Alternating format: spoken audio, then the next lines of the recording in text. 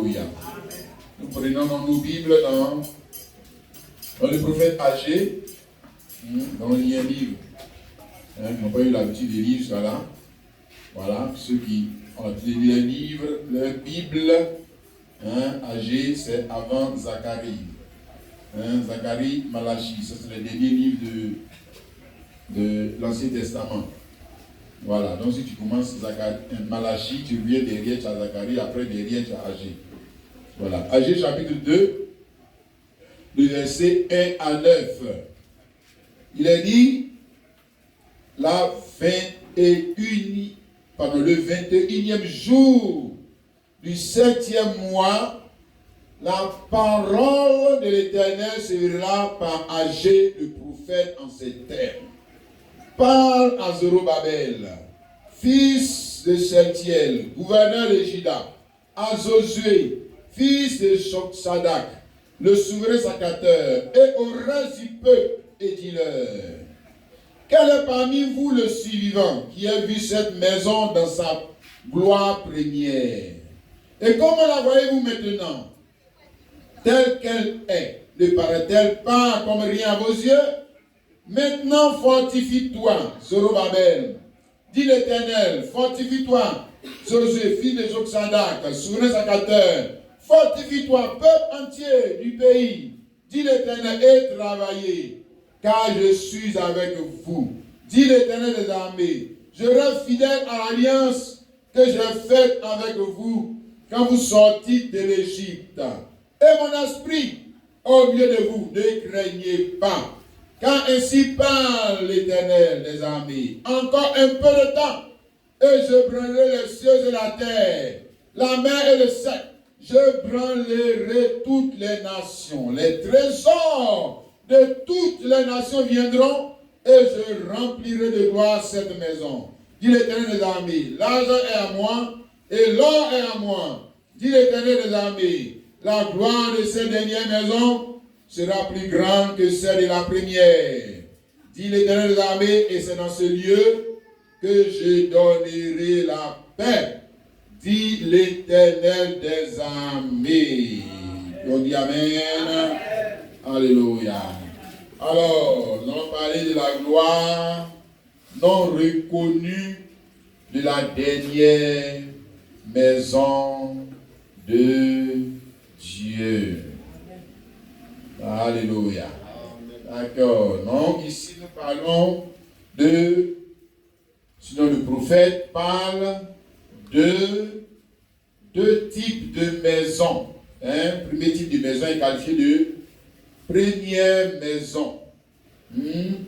Et le deuxième type de maison est qualifié de dernière maison. Ce n'est pas deux maisons. C'est deux types de maisons. Quand tu dis ici, il ne faut pas voir que ce n'est pas deux maisons. Une maison, puis deuxième maison. Voilà, parce que l'autre maison est qualifiée de dernière maison. Donc, il y a beaucoup de maisons. Voilà, il y a beaucoup de maisons. Ok? Mais toutes ces maisons-là, on peut les regrouper en deux groupes. C'est ce qu'il est en train de te dire. On peut les regrouper en deux groupes. Quand on dit première maison, c'est-à-dire qu'on parle des maisons qui ont quelque chose en commun, qui ont le même type de gloire. Puisque le verset 9 dit, la gloire de cette dernière maison sera plus grande que celle de la première. Ok? Donc quand on dit première maison, on parle de beaucoup de maisons, mais toutes ces maisons ont quelque chose en commun. C'est-à-dire qu'elles ont la même gloire. Ok? Ou aussi la même valeur. Alléluia. Et puis maintenant, la dernière maison là, ce n'est pas quand on dit dernière maison, il ne faut pas voir qu'il y a une seule maison. Non. Tu vois, je t'explique. Ça veut dire qu'il y a beaucoup de maisons. Mais toutes ces maisons-là, elles aussi ont la même gloire. C'est pour ça qu'on dit dernière maison, comme si on te disait, en fait on parle d'une seule maison, c'est-à-dire que c'est toujours la même maison. Donc peu importe le temps, il s'agit toujours de la même maison. Ok? Puisqu'il s'agit toujours de la même gloire. Quelqu'un comprend? Maintenant, nous dit que la gloire de la dernière maison, hein? Voilà, la gloire de la dernière maison, on va dire la gloire de la deuxième maison, non? La gloire de la dernière maison sera plus grande que celle de la première. Tu as vu ça, mon frère? Alléluia. Donc maintenant, quand eux, ils ont lu ça, hein, c'est un peu comme Isaïe 42 là, qu'on avait lu le dimanche dernier, 42.1 là. Quand tu as fini de lire ça là, toi tu t'attends à quel type de maison? Tu as lu, non? On a dit que la gloire de la dernière maison sera plus grande que la première. Or, en tant que toi, tu as vu la première. C'est ce qu'il a dit ici, le verset 3. Quel est parmi vous le suivant qui a vu cette maison dans sa première gloire? Donc toi, tu as vu la première maison, tu as vu sa gloire. Et puis maintenant, on te dit que la dernière maison, là, elle sera plus glorieuse que la première maison que toi, tu as vue. Donc toi, dans ta tête, tu t'attends à quoi? Tu vois, non? Ah, tu t'attends, tu dis non. C'est que l'autre maison, là, ça sera peut-être comme pour de notre âme. Oui, si, c'est ce que tu te dis maintenant que non. Ce qui vient derrière, là, ça va déchirer. Ça va passer. Toi, tu vois toujours dans le domaine naturel. Parce que la première maison était naturelle. Ok? Amen. Sa gloire était naturelle. Donc on dit dernière maison, dernière, et sa gloire va surpasser. Toi, tu t'attends à quoi? Tu vois? C'est là très souvent que, on va dire que ce que Dieu a promis et quand il a accompli, comme on va le voir, n'est jamais reconnu à temps. Ce n'est jamais reconnu à temps. Ok? La gloire de la dernière maison, comme on va le voir, oui, c'était une maison aussi. Elle avait une gloire, mais elle n'a pas été reconnue. Et aujourd'hui encore, c'est là le problème, et j'espère que nous allons reconnaître cette maison. Alléluia. Mais surtout, chercher à habiter dans cette maison. Parce que si la maison est glorieuse, pour que moi aussi j'ai la gloire de la maison, il faut que je déménage. C'est que tu vois, non? Tu as compris, non? Amen. Voilà, c'est que tu dois déménager. Tu prends tes bagages dans ta première maison. Toi aussi, tu as une première maison, non? Amen. Voilà, tu prends tes bagages, tu dis, madame, les enfants, à partir de lui, on déménage. On s'en va vivre dans la maison où il n'y a plus de gloire. Que Dieu nous aide à comprendre cela. Alléluia. Vous voyez ici, comme nous avons lu, le prophète a prophétisé dans le temps où le temple de Jérusalem, ici il parle du temple de Jérusalem, qui avait été détruit par Nebuchadnezzar, était en train d'être rebâti. Comme ça, il a dit ici, qui parmi vous a vu cette première maison? C'est-à-dire la maison que Nebuchadnezzar a détruite là. Qui parmi vous a vu cette maison? Maintenant, ce que vous voyez au début, parce que la maison était détruite, complètement en ruine, est-ce que c'est glorieux? C'est comme rien à vos yeux. Donc, cette prophétie se parle du temps du rétablissement, de la gloire de la première maison. Quelqu'un comprend? Amen. Amen. Donc maintenant, après avoir écouté cette prophétie disant dernière maison, tu vois, eux dans leur tête, ça a sonné que c'est ce qu'ils sont en train de faire. Voilà, c'est toujours comme ça. Hein? Eux dans leur tête, quand on a dit dernière maison, sera plus glorieux que c'est ce qu'on est en train de faire. Voilà. Donc, eux, ils ont pensé qu'il s'agissait toujours du même type de maison. Mais si c'est le même type de maison, c'est qu'on n'est pas dans des vieilles maisons. C'est qu'on n'est pas dans une autre maison. On est toujours dans la première maison. Amen. Amen. Si c'est la même adoration que les gens de Moïse faisaient, c'est comme aujourd'hui, il a dit nouvelle alliance.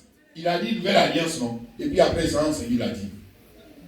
Aïe. Mais toi, tu avais dit que c'était une nouvelle alliance, non?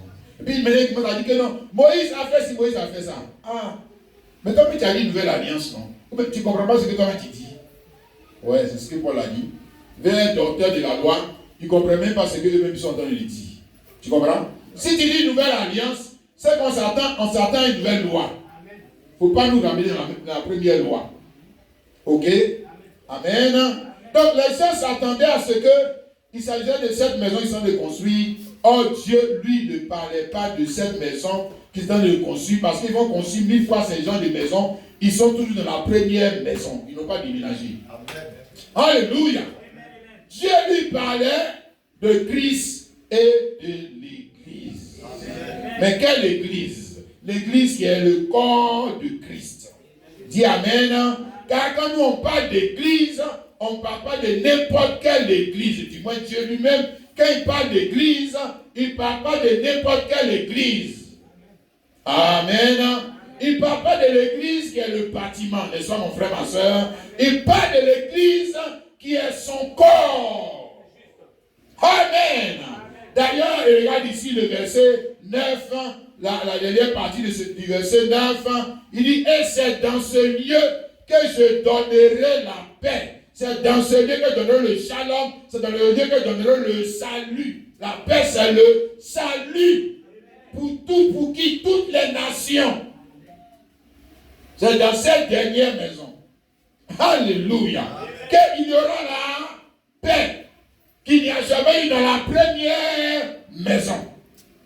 Hein? Tu as compris ça, non, frère? C'est ce qu'il est en train de te dire.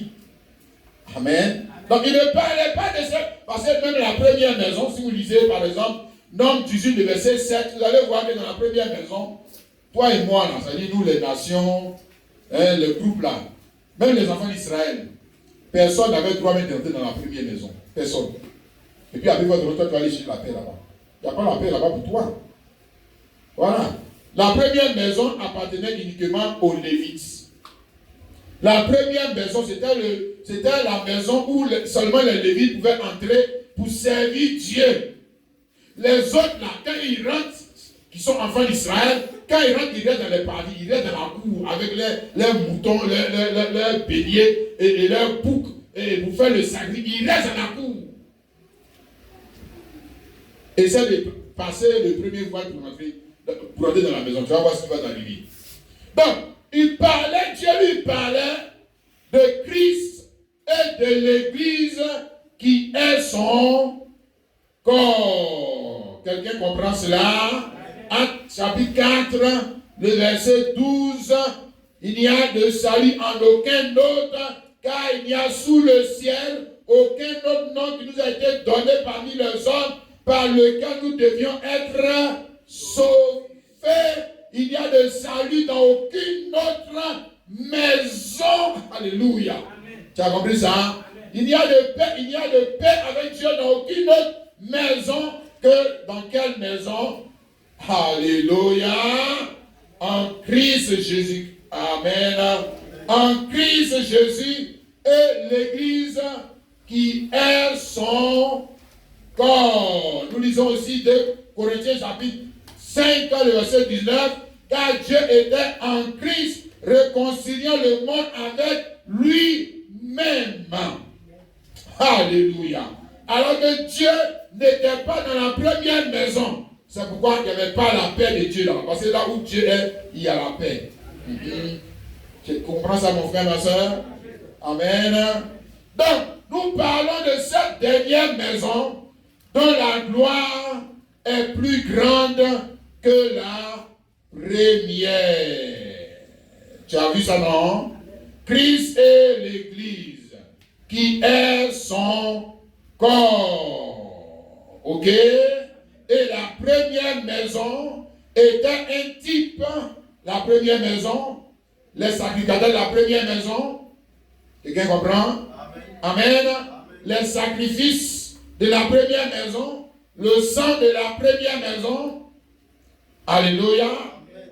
Le zodiaque de la première maison, je parle des zodiaques, je parle des étoiles, la constellation. Parce que pour adorer Dieu dans la première maison, il fallait regarder quoi?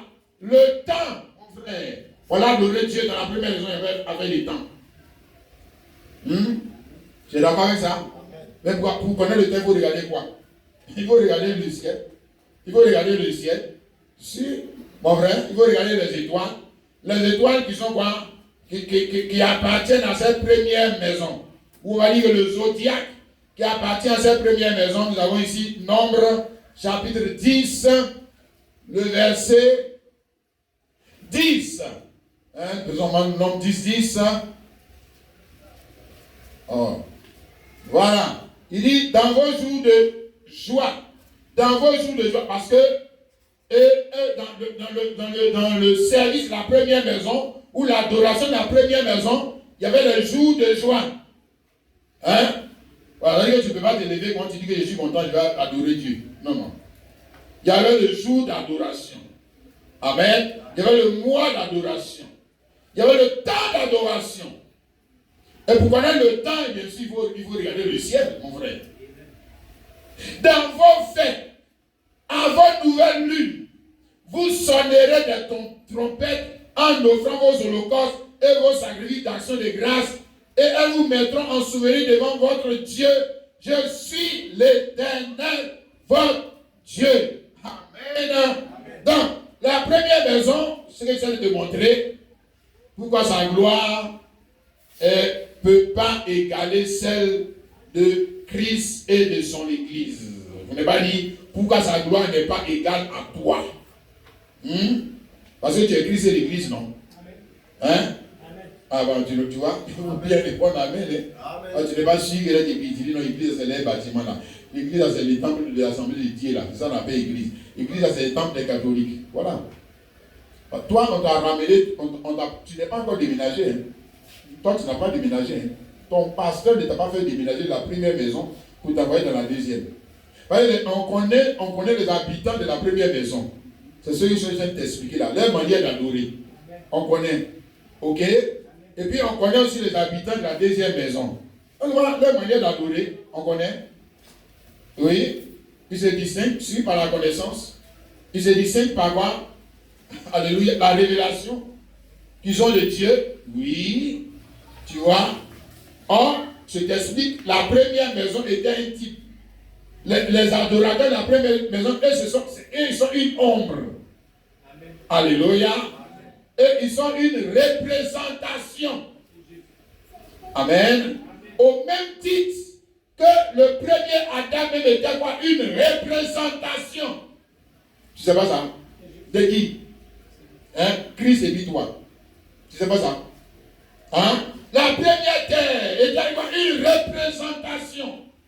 La première femme, Ève, était quoi? Une représentation. Hein? C'est pour ça qu'ils ont tous, eux tous là, on les met tous dans le même package. On dit, vous là, c'est premier, vous êtes les premiers là. Regardez leur gloire passe.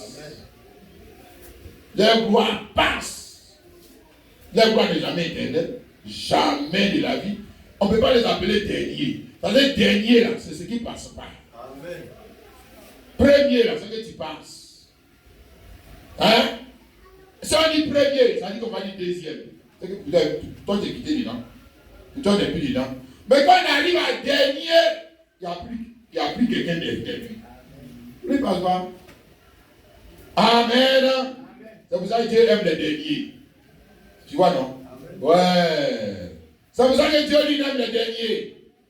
Regarde ce qu'on essaie de te dire ce matin.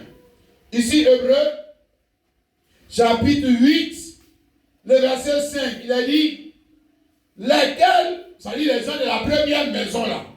Et maintenant, quand on a fini de prêcher, j'espère que tu as déménagé.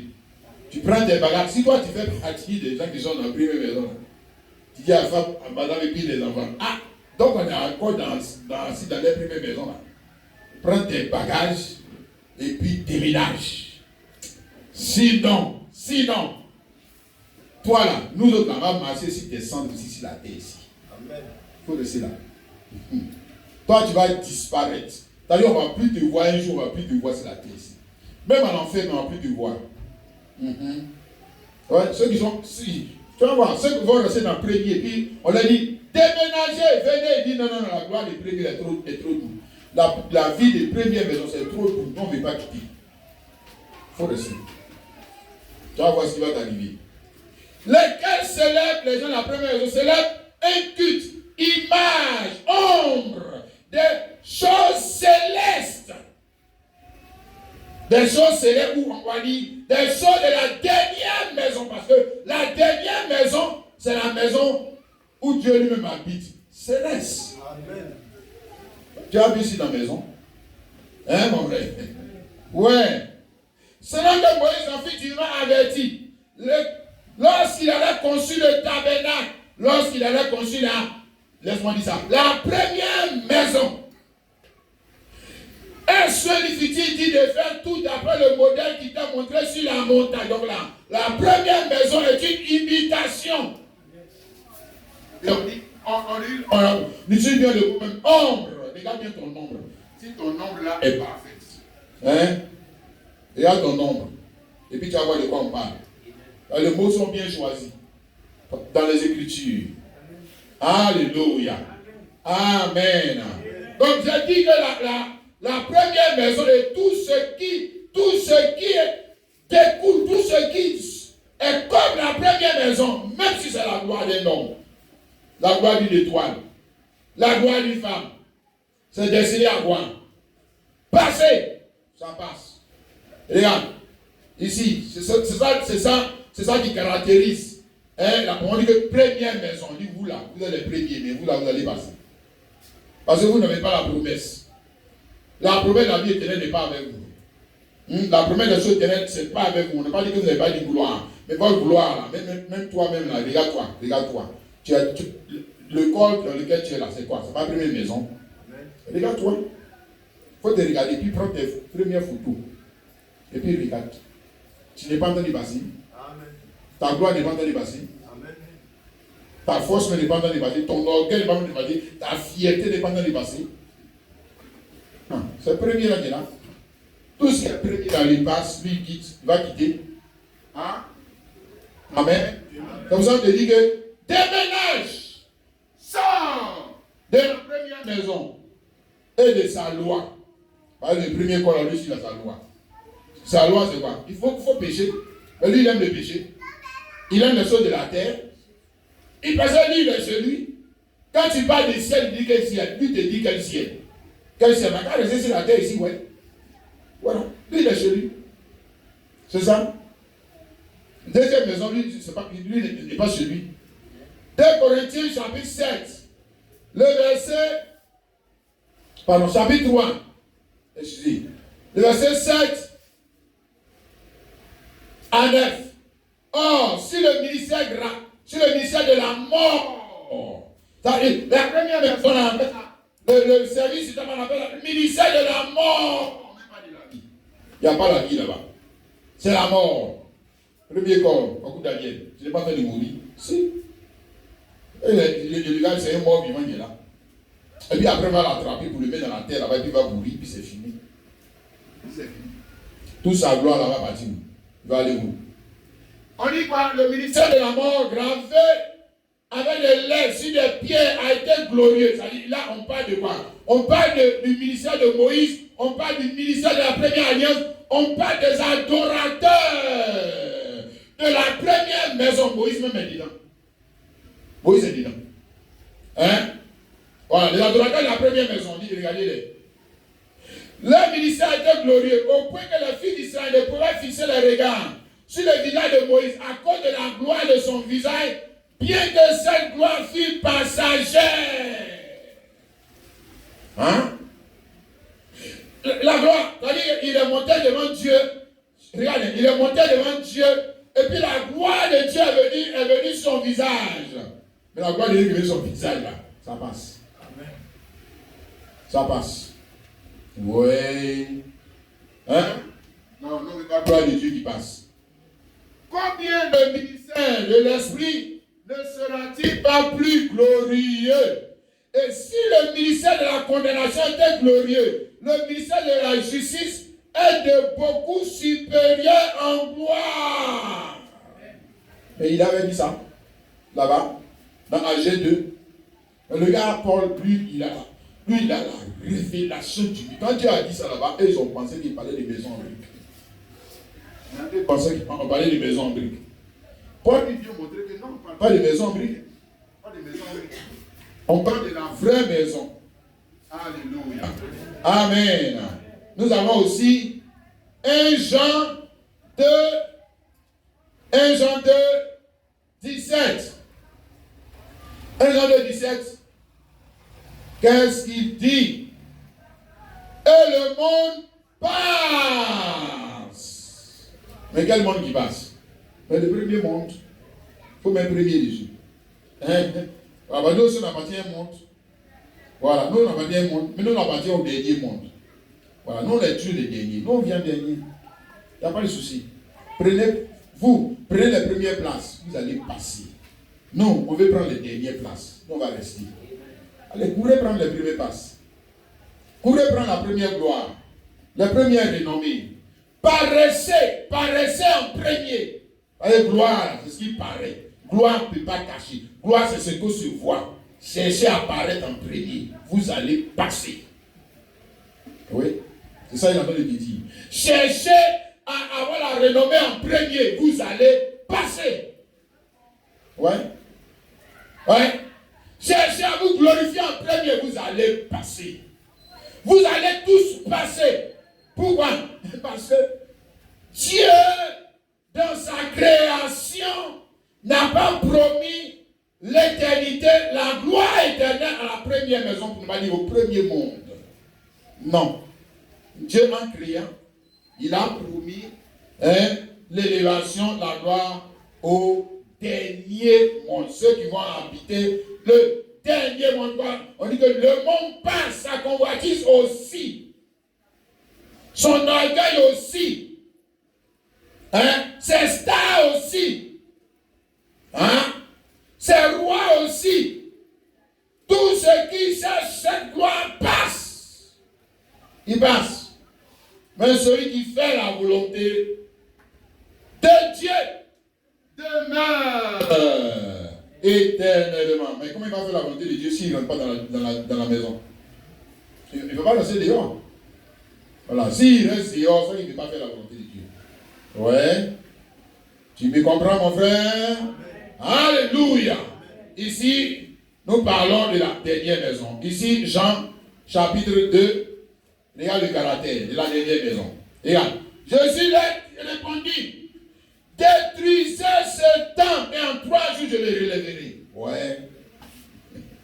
Voilà la maison. Amen. Immortel. C'est pas ça? Amen. Pas dit que tu peux pas essayer de la détruire. Tu peux même la coucher par terre. Elle se relève. Ouais. Ça, c'est quelle maison, ça? Détruisez ce temple. Et toujours, ils le comprennent mal. L'Égypte, il a fallu 46 ans pour bâtir ce temple. Et ils montrent quel temple? La première maison. Voilà. Toujours avec eux, c'est comme ça. Ces gens, et ils vont toujours te montrer la première maison. Et ils te montrent toujours la première gloire. C'est ça, eux, ils appellent gloire. Quand ils parlent de gloire de Dieu, là, regardez ce qu'ils te montrent. Voilà. Regardez ce qu'ils te montrent. Tu vas voir que ce gars-là, il n'a pas encore eu la révélation de la parole. Parce que s'il a eu la révélation de la parole, il doit te montrer ce que Dieu lui a qualifié de plus grande gloire. Voilà la plus grande gloire. Et arrêtez devant eux et ils montrent la gloire de la maison qui va passer. C'est ce qu'ils montrent. Ouais. Et là, non, il ne parlait pas de ça. Il parlait du temple de son corps. Tu as vu ça, mon frère, ma soeur? Du temple de son corps. Amen. Matthieu 6, 18. Et il dit, et moi je te dis, tu es pierre. Et que sur cette pierre, je bâtirai mon église. Et que les portes du séjour des morts ne prévaudront point contre elle. C'est pas ça. Voilà. Tu as vu le même caractère. Mais tu n'as pas fait attention. Quand il a parlé de lui, il a dit il est indestructible, non? Maintenant il parle de son corps. Il dit que son corps est comment? Voilà. Il dit que son église est comment? Regarde. Il te dit la même chose. Il n'a pas dit ça seulement pour lui, il a dit aussi ça pour toi. Il a dit ça aussi pour toi. Il dit que le port du séjour des morts, en d'autres termes, la mort et tous ses attributs ne peuvent pas détruire cette église. Jamais. Amen. Jamais. Amen. Amen. Ne peut pas arrêter ce chrétien. Non. La mort, ça dit la souffrance. Il m'a parlé. Souffrance, ignominie, échec, pauvreté, maladie. Mort, prends mort. Il n'y a pas quelque chose d'heureux dedans. Donc, prends tout ce qui est malheureux. Il dit, il n'a pas dit ce qui est heureux. Tout ce qui est malheureux ne peut pas empêcher un chrétien d'adorer son Dieu. Jamais. Jamais. On ne peut pas le tuer. Hein? Ou bien, ça peut le tuer? Non. S'il meurt, si sa foi meurt, c'est qu'il appartient à la première maison. Amen. Voilà, c'est là-bas qu'on peut tuer les gens. Ouais. C'est là-bas qu'on peut arrêter quelqu'un. Oui, les occupants de cette maison. C'est là-bas qu'on peut les arrêter. Mais pas ceux qui sont en Christ. Alléluia. Amen et amen. Amen et amen. Bien, maintenant nous voyons que tant que la première maison, où on va dire que la loi qui avait produit cette maison n'était pas encore abolie, je ne sais pas maintenant de la transition, comment on va quitter la première maison pour entrer dans la seconde, dans la dernière maison, parce qu'auparavant il y avait d'abord la première maison. Quelqu'un a compris? Amen. Pour adorer Dieu, il fallait aller dans la première maison. Ok? Dis amen. Pour prier Dieu, il fallait aller dans la première maison. Alléluia. Et pour prier aussi, il fallait regarder le ciel. Et puis maintenant, c'est ce que l'air est arrivé pour aller prier. Un peu ce que nos gars font là. C'est pas ça? Il y a l'air dedans, mon frère. Et il regarde toujours quoi? La lune. Il regarde toujours le zodiaque que les gens du horoscope regardent. Et ils vont venir nous dire qu'eux, ils connaissent Dieu. Mais ça, c'est les gens qui ont taré dans la tête là. Ils n'ont rien compris dans l'affaire de Dieu. C'est eux qui vont vous faire croire qu'ils connaissent Dieu dans ça là. Dans ça là, toi tu connais Dieu. Oh, mon frère. Dans mon village là-bas aussi, on regarde l'étoile. On regarde pour connaître le jour d'adorer le fétiche. On regarde. Regarde avec qui tu es. Donc quand on dit maison, il faut regarder le caractère. Les gens là, regardent le caractère. De regarder la manière d'adorer. Regarde la manière de servir Dieu. Et tu vas voir, il habite dans quelle maison. Je t'ai dit. Maintenant, il est ici pentecôtiste. Et il parle en langue. Nous, on ne fait rien avec ça. Nous, on regarde ta manière d'adorer. Alléluia. Quelqu'un comprend ce qu'on essaie de te dire, mon frère, ma soeur? Donc, tant que la loi qui avait produit la première maison, parce que c'est une loi qui a produit cette maison. Oh, alléluia. C'est la loi qui a produit cette maison. C'est ce que Paul essaie d'expliquer ici dans Hébreux chapitre 7, le verset 11 à 12. Si donc la perfection avait été possible par le sacerdoce lévitique, car c'est sur ce sacerdoce que repose la loi donnée au peuple. Alléluia. C'est sur ce sacerdoce que repose la loi donnée au peuple. Tu comprends, mon frère, ma soeur? Donc ça dit que qu'est-ce qui justifiait ce sacerdoce, qu'est-ce qui a produit ce sacerdoce, ou qu'est-ce qui a produit ce temple, c'est la loi donnée au peuple. Tu as compris ça? Amen. Donc tant que la loi qui avait été donnée n'était pas encore abolie, c'est que pour adorer Dieu, il fallait toujours aller au premier temple. Ok? Si on enlève la loi, c'est que le temple aussi on doit t'enlever. Si on enlève la loi, c'est que adorateur dans le temple aussi, toi aussi on doit te dégager. Si on enlève la loi, ça veut dire que vous les as, là, on ne va plus regarder à vous. Oui. Tout ce qui va avec là, doit aussi dégager, doit aussi disparaître. Oh, alléluia. Est-ce que tu comprends ce qu'on essaie de te dire, mon frère, ma soeur, ce matin? Alléluia. Amen. Ici encore, Hébreux 8, 13, il le dit encore, le Saint-David montrait par là, que tant que le premier sacerdoce suffisait, il va t'expliquer. Le Saint-David montrait par là que le chemin du Dieu très saint n'était pas encore ouvert. Tant que le premier tabernacle subsistait, le chemin pour aller à où? Pour aller dans la deuxième maison, la dernière maison. C'est pas encore ouvert. En d'autres termes, le chemin pour aller au ciel n'est pas encore ouvert. C'est ça qu'il en a dit. Ouais. Amen. On va aller au ciel. Frère, quelqu'un comprend? Si on ne veut pas faire pèlerinage à Rome. Non.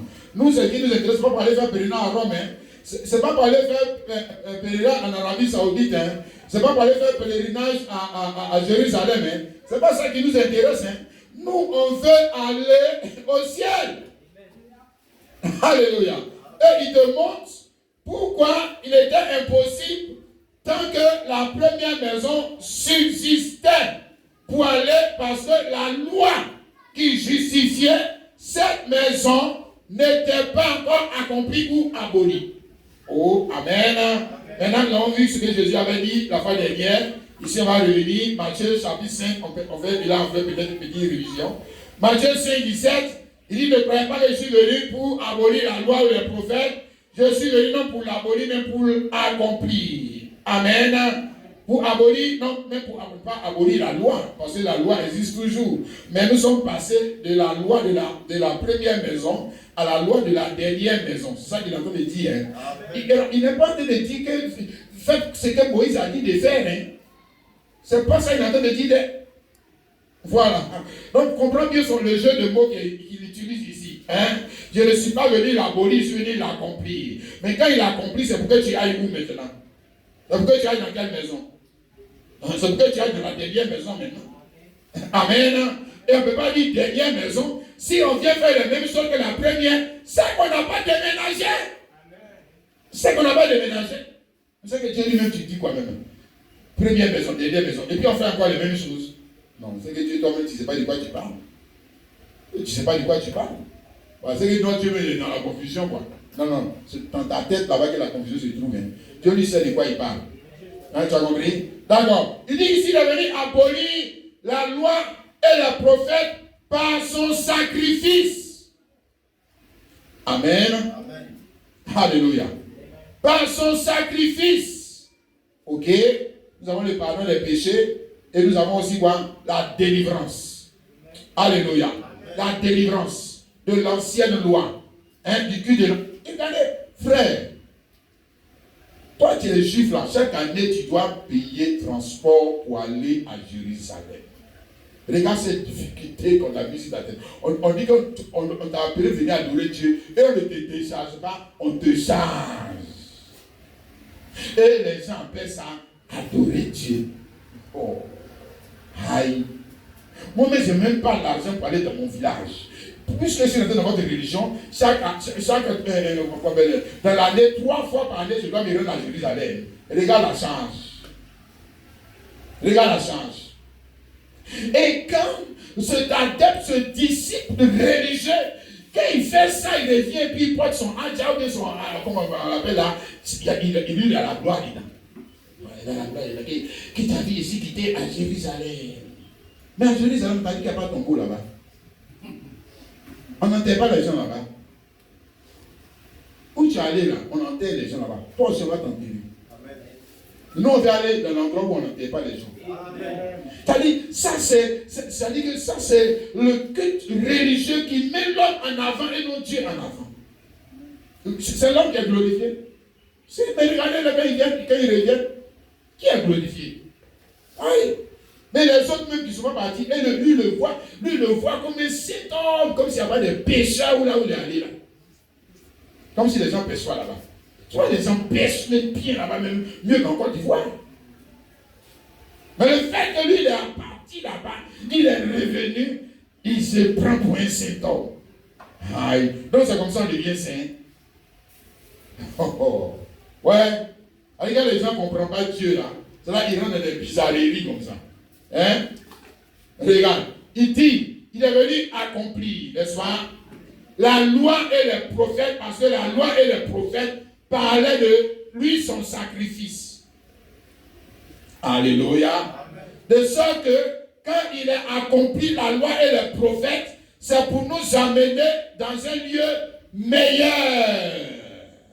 Ici, Hébreux, chapitre 7, le verset 17 à 19, hein, toujours il dit la même chose, le verset 17 à 19, car ce témoignage lui a rendu en bas de Christ, Dieu sacrifiera pour tous son œuvre de Melchisédek.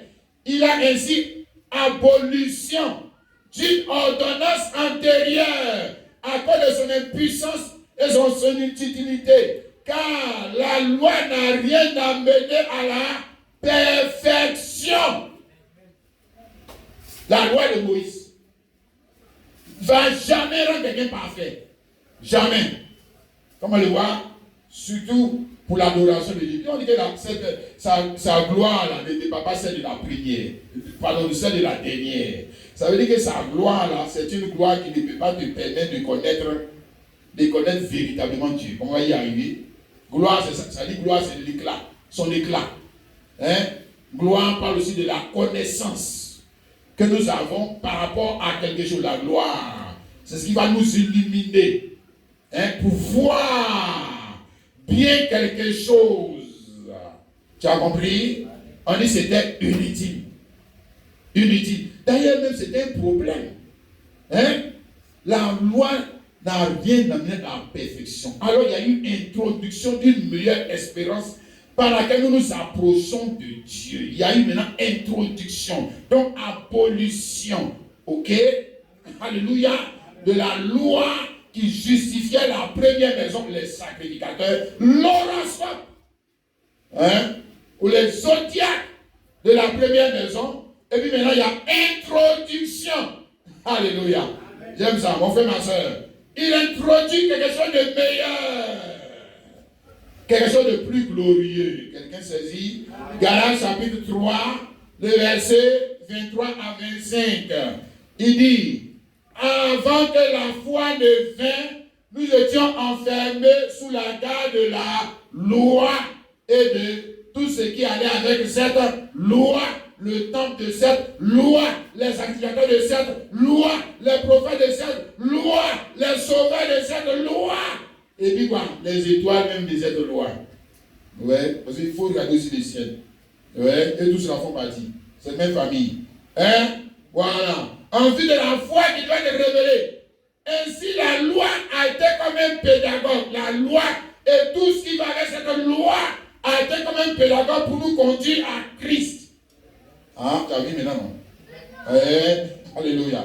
Et si tu as vraiment bien saisi, en d'autres termes, il dit que si tu as vraiment bien saisi le message qui est dans la loi, là, tu ne peux pas rester dans les maisons, là. Tu ne peux pas rester là-bas. On dit conduire à Christ. On dit frère, déménage. Dis Amen. Prends tes briques et tes plaques, déménage. N'est-ce pas? Tant que tu n'as pas compris, c'est là que tu es encore assis là-bas. Ok? Pour nous conduire à Christ, afin que nous puissions juger par la foi. La foi étant venue, nous ne sommes plus sous ce pédagogue. Du moins, quand nous avons eu la révélation. Si, il faut ajouter ça. Hein. Voilà. Quand tu as compris là, toi tu n'es plus sous ce pédagogue. Toi tu ne vas plus habiter les maisons. Toi tu ne vas plus adorer comme eux. Toi tu ne vas plus pratiquer les choses qu'ils pratiquaient. Pas que tu as compris. Mais quand tu n'as pas compris, tu as toujours assis là-bas. Ok? Quelqu'un saisit ça, mon frère, ma soeur? Amen. Alléluia. Bien, maintenant nous lisons Hébreux, chapitre 45, le verset 22 à 23. Dieu ici dans l'ancienne loi a dit, tournez-vous vers moi et vous serez sauvés. Vous qui êtes aux extrémités de la terre, quand je suis Dieu, il n'y en a point d'autre, je le jure par moi-même. La vérité sort de ma bouche. Et ma parole ne sera point révoquée. Tout genou fléchira devant moi, toute langue jurera par moi. Ok? Amen. Alléluia. Bien, maintenant, tu vois ici, c'est l'Éternel Dieu qui parle, n'est-ce pas? Et quand ça s'accomplit, ça devient qui? Jésus-Christ. Dis Amen. Quand ça s'accomplit, la parole, quand elle s'accomplit toujours sous le nom de Jésus-Christ. Alléluia. Et de son église. Tu comprends mon frère, ma soeur? Vers qui nous devons nous tourner. Quand il a dit, tournez-vous vers moi en ce temps-là. Quel est le temple qui était là? C'était le premier temple. Mais il se tournait vers qui? Mais il se tournait vers Dieu qui était soi-disant pour eux dans le premier temple. Hein? Maintenant, tu vois, quand il dit ça veut dire que tournez-vous vers moi, il croit que ça veut dire qu'on doit toujours continuer à avoir le même regard là-bas. Voilà, il n'a rien vu. C'est faux. C'est pas ça que Dieu a dit. Il dit que Dieu, quand il va lui-même devenir le sanctuaire, alors on devrait maintenant tourner nos regards vers lui. Quand Dieu lui-même sera le temple. Ici, Ésaïe 8, le verset 13, il dit, c'est l'Éternel de l'armée que vous devez sanctifier, celui que vous devez craindre et redouter. Et il sera quoi? Un sanctuaire. Tu as compris? Mais aussi piège d'achoppement et un relais de scandale pour les deux maisons d'Israël. Un filet, un piège pour les habitants de Jérusalem. Il sera quoi? Un sanctuaire. Il sera le dernier sanctuaire. C'est Ésaïe 44, le verset 6. Ainsi parle l'Éternel, roi d'Israël, son rédempteur, l'Éternel des armées. Je suis le premier et je suis le dernier quoi? Faut ajouter quoi? Dernier quoi? Prophète. Dernier quoi? Temple. Dernier quoi? Serviteur. Ouais. Ajoute. Hein, mon frère? Je suis le premier, je suis le dernier. Le dernier quoi? Adam. Je ne sais pas d'accord avec ça. Si, d'abord, on a parlé dans 1 Corinthiens 15, verset 45 à 47, il dit le dernier homme, lui, vient de où? Du ciel. Mais voici, il t'a dit, lui, il est le dernier. Dernier, alléluia. Pourquoi dernier? Parce que lui, il est éternel. Tu as compris, mon frère? Ouais, c'est pour ça, lui, il ne peut pas venir en premier. Il vient toujours en dernier. Après que les autres soient passés, lui, maintenant, il vient maintenant en dernier. Parce que lui, il est l'accomplissement de ce que les autres devraient dire. Alléluia. Amen. Et le dernier temple qui Dieu est son corps, qui est l'Église. Tu as compris, frère? Je répète, dernier temple, c'est Dieu et son corps qui est son Église. Maintenant, je n'ai pas dit Église, parce que Église, il y a pour le pape aussi. Église, là, il y a pour Mahomet. Église, là, il y a pour Bouddha. Église, là, il y a... moi, je ne te parle pas de l'église là. Église, il n'y a pas quoi, hein. Voilà. Il ne faut pas mélanger. Frère, je ne te parle pas d'église dénominationnelle qui n'est pas corde. Il faut bien lire la Bible là. Hein. On te parle de l'église qui est son corps. On ne te parle pas de l'église qui est le corps un corps humain, organisation humaine, on ne te parle. Maintenant, si tu habites dans ces genres d'église, fuis. Tu as compris? Hein? Sinon le ciel n'est pas pour toi. Oh. Pas aller perdre ton temps. Hein. Frère, pas que tu vas aller perdre ton temps. Hein. Frère, fais bien attention. Hein. Parce que le mot église, ça ne veut rien dire. Hein. Ça ne veut rien dire. Hein. Tant que tu n'es pas membre du corps, tu n'es pas dans l'église de Jésus là aussi. Bon, tu peux être dans Kwaku Daniel. Ouais. Hein? Voilà. On est Kwaku Daniel sur l'église. Ça fait quoi? D'être dans l'église de Kwaku Daniel, ça ne fait rien. Hein? Mais pour Jésus, si.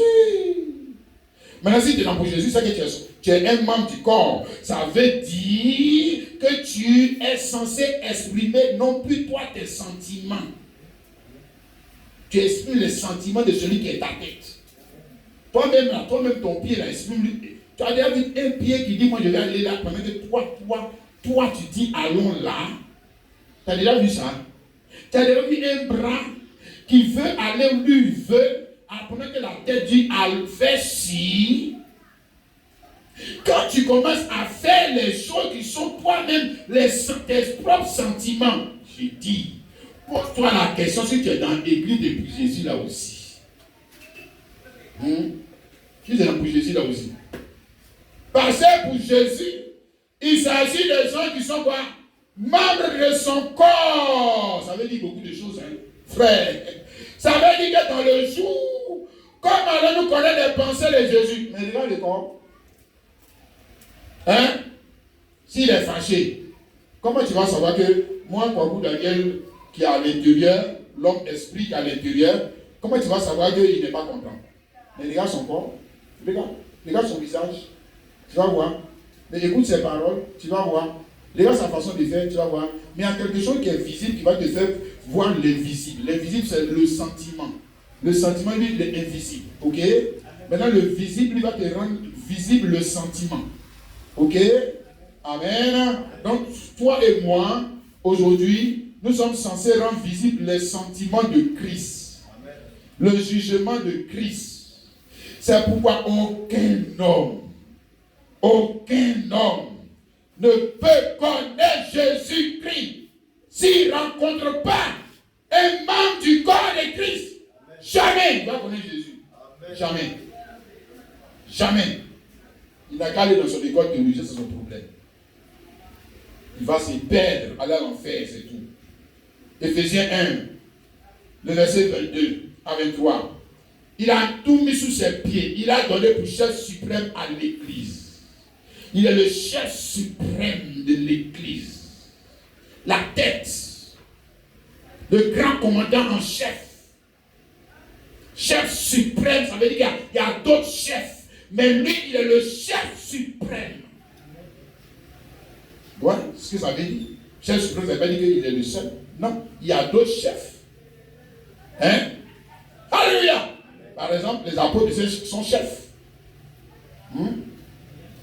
Amen. Les messagers des 7 âges de vie sont des chefs. Mais le chef suprême, c'est Jésus-Christ. Amen. Le pasteur est chef, puisqu'il est la tête. Il est la tête de l'église locale. Il est chef. Hein? Toi-même, Marie, tu n'es pas chef de ta femme. Tu es chef. Mais j'espère que le chef suprême, vous avez un chef suprême. Hein? Voilà, tu vois, non, c'est quand tu n'es pas chef suprême, c'est que tu es un électron libre. Donc le chef suprême du foyer, maintenant c'est Christ. Du foyer chrétien. Tu as compris maintenant, non? Amen. Alléluia. Le chef suprême de cette église, ce n'est plus quoi vous Daniel, c'est Christ. Alléluia. Amen. Et comme on sait que nous sommes membres de ce corps, parce que les sentiments de Christ, pour ce jour, nous devons les exprimer. Amen. Nous devons les exprimer. Vous savez, autrement, c'est qu'on est en train de perdre notre temps ici. En train de perdre notre temps. En train de t'amuser. Hein? Ça, c'est amusement. Tu as compris, mon frère, ce qu'on essaie de te dire ce matin? Alléluia! Donc, tournez-vous vers lui et son corps, qui est l'église, afin de faire quoi? Afin de connaître Dieu. De connaître Dieu maintenant. Alléluia. Donc, là, j'ai dit que la première maison et son zodiaque était quoi? Des images. Donc, il ne peut pas connaître Dieu avec une image. Des représentations, une ombre. Mais toi-même, regarde ton ombre. Hein? Moi, il y a ton ombre et puis il y a la réalité. Toi-même, tu es la réalité. Si je dois prendre l'un des deux là, lequel va me permettre de connaître Kwaku Daniel? Quand même. Kwaku Daniel. Réfléchis, homme. C'est que c'est lui là qui est le vrai là. C'est lui. Parce que l'autre là, parce que l'ombre là, si le soleil fait comme ça, il devient long comme ça, il devient court, il devient bizarre. Non. Bon, on va le laisser. En attendant que le gars vienne, bon, on va suivre, on va faire comment? Maintenant, quand le gars lui-même est venu, et puis maintenant vous continuez encore de suivre l'ombre, qu'est-ce qui ne va pas avec vous? Qu'est-ce qui ne va pas? Hein? La dernière maison est maintenant sur terre. C'est ce que Jésus est en train de dire. La dernière maison est sur terre. Et si cette dernière maison est sur terre, alors, comment peux-tu continuer de regarder à Jérusalem? Hein? Regardez les étoiles. Regardez les temps. Aïe. Regardez Moïse. Regardez Aaron. Non. C'est que, où on nous a mal enseigné, où nous-mêmes, il y a des choses, il y a un voile sur nos yeux, ouais.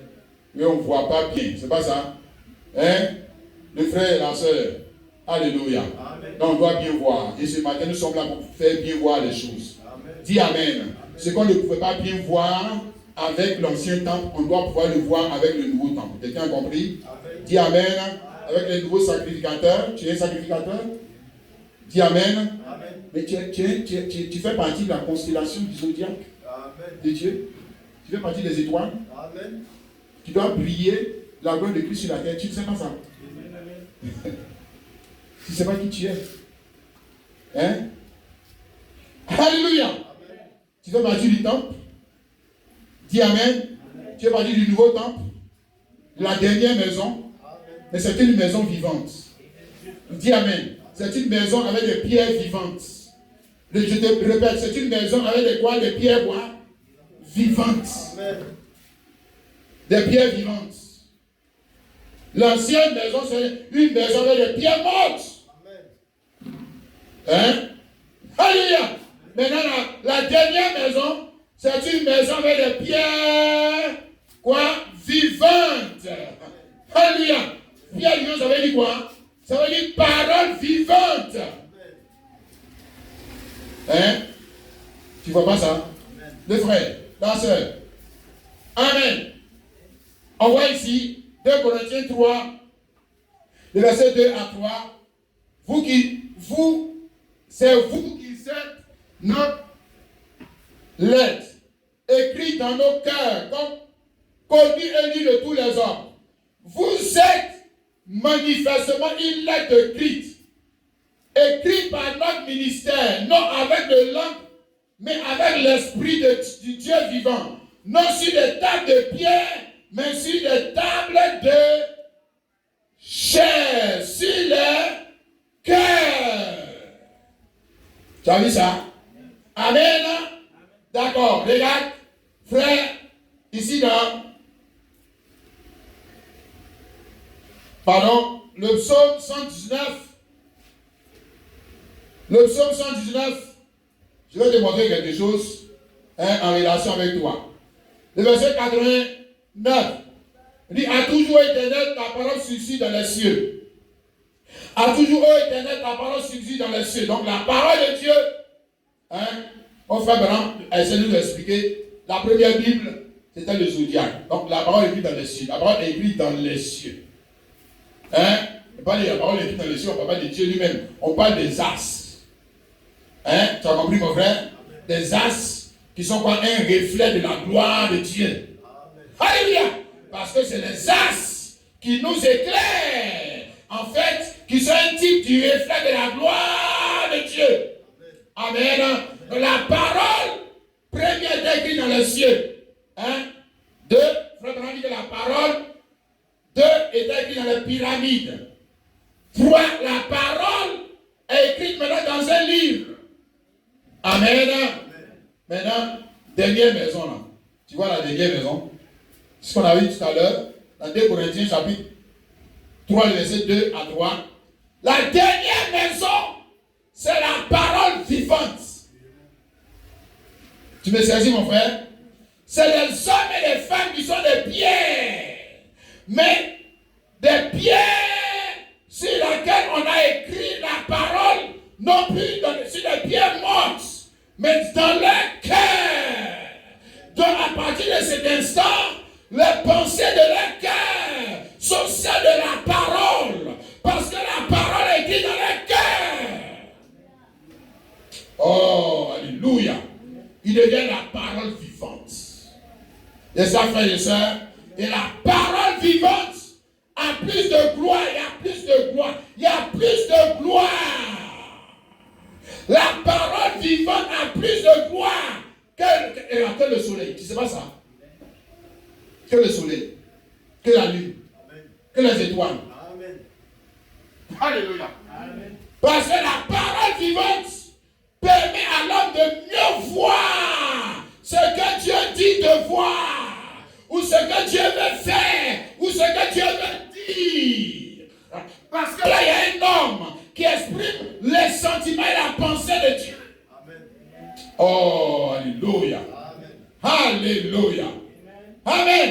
La parole vivante est plus glorieuse que la parole qui était écrite sur les tables de pierre.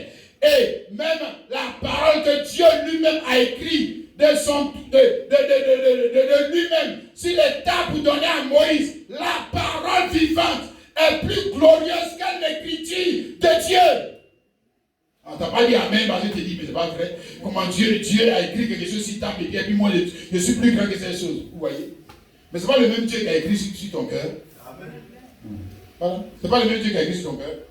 Bon, la parole écrite dans le cœur d'un homme. Et puis la parole écrite sur des pierres. Lequel est le plus glorieux? Lequel va nous montrer Dieu? Lequel va nous montrer Dieu? Lequel? Entre les deux là. Qui est plus grand? Dis donc, on n'a qu'à prendre la parole qui est écrite sur les tables de pierre pour aller mettre dans notre maison. Là, tu es avec nous. Tu iras l'enfer. Tu ne connais pas Dieu? Quand même, regarde, entre les deux là, lequel va t'enseigner bien Dieu? Lequel? Entre les deux. Hein? Dieu descend, écrit sur les tables de pierre. Et les enfants d'Israël, non, Dieu a écrit sur les tables, ils ont pris ça pour aller faire, ça, ils ont mis ça comme ça dans leur musée là-bas. Hein? Et puis ça, ils ont regardé. Et que ça, c'est l'écriture de Dieu. Et ils sont impressionnés. Oh.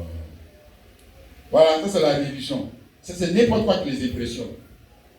Et la parole fait chaîne ne les impressionne pas. Hein? Parce qu'il ne voit pas la gloire. C'est pour ça qu'il a parlé de la gloire non reconnue de la dernière maison. Il ne voit pas que là, il y a plus de gloire. Il y a plus, je te dis, il y a plus de gloire. D'être toi-même la personne sur qui tu as écrit, que Dieu va écrire sur le pied de ton lit. Hein? Toi-même, tu es la parole. Alléluia. Amen. C'est glorieux, mon frère, ma soeur. Regarde ici, Colossiens, chapitre 1, le verset 26 à 27. Colossiens 1, 26 à 27. Regarde ce qu'il te dit, mon frère. Pour que tu comprennes qui tu es. Il dit, le mystère caché de tout temps et dans tous les âges, mais révélé maintenant à ses saints. Donc, parlons de ce mystère. Dieu caché de tout temps. Nous avons vu, Dieu caché de tout temps, ça veut dire que dans l'éternité, Dieu, ce qu'il voulait faire, était caché. Oh, quelqu'un a compris? Amen. Dis Amen. Dans tous les âges. Donc, dans l'âge du zodiaque, le mystère était toujours caché. Pourtant, le zodiaque était là. Mais le mystère était toujours caché. Dans l'âge des pyramides. Pour la pyramide est toujours là. Le mystère est toujours caché. Maintenant, ils ont conçu même un temple qu'ils ont appelé premier temple. Le mystère est toujours caché. Il a envoyé Moïse même fondre la mer rouge en deux. Le mystère est toujours caché. Et les gens vont venir me dire que c'est cette gloire-là que nous on doit rechercher. Non. Une gloire dans laquelle on ne voit pas Dieu. Il n'y a pas Dieu. Mystère caché. Mais révélé maintenant. Le mystère caché est révélé maintenant. Le mystère caché est révélé maintenant. Est révélé maintenant par qui? Est révélé maintenant par Christ et qui? Et qui? Si tu t'arrêtes à Christ encore, ça encore c'est faux. C'est révélé par Christ et qui? Et l'Église. Et l'Église qui a son corps est la continuité de la révélation du mystère caché. Alléluia. Est-ce que tu comprends ça, mon frère, ma soeur? Est-ce que tu comprends ce qu'on essaie de te dire ce matin? Amen. Donc le mystère caché est révélé maintenant. Alléluia. Or, quand le mystère est révélé maintenant, est-ce que les hommes ont vu la gloire qu'il y avait dans la révélation de ce mystère? Et les hommes même qui étaient les instruments de la révélation de ce mystère, est-ce que les hommes ont vu que ces hommes étaient les hommes qui avaient une gloire? Est-ce qu'ils ont vu la gloire? Hein? Commençons même par Dieu lui-même. Quand Dieu a devenu un homme, c'est là que le mystère a commencé à être révélé. Amen. Tu as compris? Amen. Dieu qui est si glorieux, Dieu qui est si, on va dire quoi, éclatant de lumière, Dieu qui est si puissant, Dieu descend pour devenir un homme. On avait lu ça tout à l'heure, mais je vais revenir là tout à l'heure, il a dit, c'est l'Éternel des armées que vous devez sanctifier. Ça dit que vous devez craindre et il sera un sanctuaire et aussi une pierre d'achoppement et un rocher de scandale pour les deux maisons d'Israël. Donc, quand Dieu qui est si grand va devenir lui-même une pierre vivante. Tu comprends? Parce qu'il a dit ici quoi? Il sera un sanctuaire, un rocher de scandale, une pierre vivante. Hein? Est-ce que les gens ont vu que c'était glorieux? Non. Eux, ils ont appelé ça gloire? Non. Hein? Pour eux, la gloire, là, c'est quand il est descendu sur la montagne là-bas. On a dit, ça, c'était impressionnant. Hein? C'était impressionnant. Parce que là aussi, un frère, c'était impressionnant. La montagne tremblait, il y avait des éclairs, il y avait le feu, il y avait le tonnerre, il y avait des choses impressionnantes. Hein?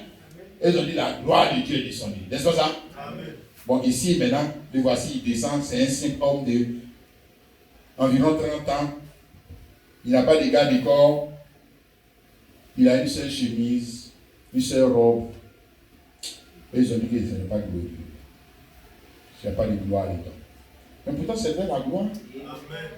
Et ça, c'est glorieux. Dieu qui est si grand peut devenir un homme. Amen. Ça, c'est glorieux. Mais c'est glorieux pour qui? C'est glorieux pour nous. Amen. Pour le monde, c'est de l'imbécilité, la stupidité. Il n'y a pas de gloire à croire à des stupidités. Il n'y a pas de gloire à croire que le Dieu grand, si puissant, est allé mourir à la croix par la main de sa propre création. Mais où est la gloire de Dieu dedans? Et pourtant, lui, Dieu a dit que cette gloire-là est plus grande que la gloire de la première maison. Mais maintenant, quand les événements se sont accomplis, est-ce qu'eux, ils ont reconnu la gloire dont Dieu parlait? Bon, est-ce qu'eux, ils ont appelé ça gloire? Hein? Ils n'ont pas qualifié ça de quoi? Honte. Hein? Ici, Jean 12, 41. Esaïe dit ces choses-là qui vit sa gloire, il parlait de lui. Esaïe 6, Esaïe a vu sa gloire, il a parlé de lui, n'est-ce pas? Maintenant, le voici de même. Il a quitté cette gloire pour adopter une autre gloire. Et pour voir cette gloire, frère, qui nous vient en aide. Ouais, pour la reconnaître. Pour l'appeler aussi gloire. Hein? On dit les chefs n'ont pas cru en lui, mais à cause des pharisiens n'en faisaient pas. Les chefs ont cru en lui, mais à cause des pharisiens n'en faisaient pas d'aveu. Dans la crainte dessus de la synagogue. Pourquoi? Ils aimaient la gloire des hommes plus que la gloire de Dieu. Non, pas celui qui était glorieux là-bas, là. Pas celui qui était impressionnant là-bas. Non, l'autre qui était impressionnant, mais qu'il fallait avoir les yeux spirituels pour voir que c'est impressionnant. Ah ouais, il fallait avoir les yeux pour voir que c'est impressionnant. Alléluia. Aujourd'hui encore, il faut avoir les yeux pour voir que c'est impressionnant. Quelqu'un me comprend ce que j'essaie de te dire? Ma soeur, mon frère. Alléluia. Aujourd'hui, on peut avoir les yeux spirituels pour voir que c'est impressionnant, que son église a quelque chose d'impressionnant, que son église a une plus grande gloire que ceux qui habitent dans la première maison. Mon frère. Alléluia. Est-ce que tu es capable de voir cela? Chrétien, est-ce que tu es capable de voir cela? Amen. Regarde ce qu'il dit ici encore. Jean chapitre 3, le verset 3. Il dit, Jésus leur répondit. En vérité, il vous le dit, si un homme est né de nouveau, il ne peut voir le royaume de Dieu. Alléluia.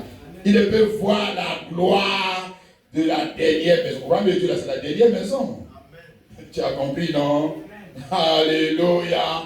Mais si un homme est né de nouveau, il ne peut pas voir la gloire de la dernière maison. Pourquoi? Parce que c'est une gloire. Oui, mais elle est une gloire sur un autre plan.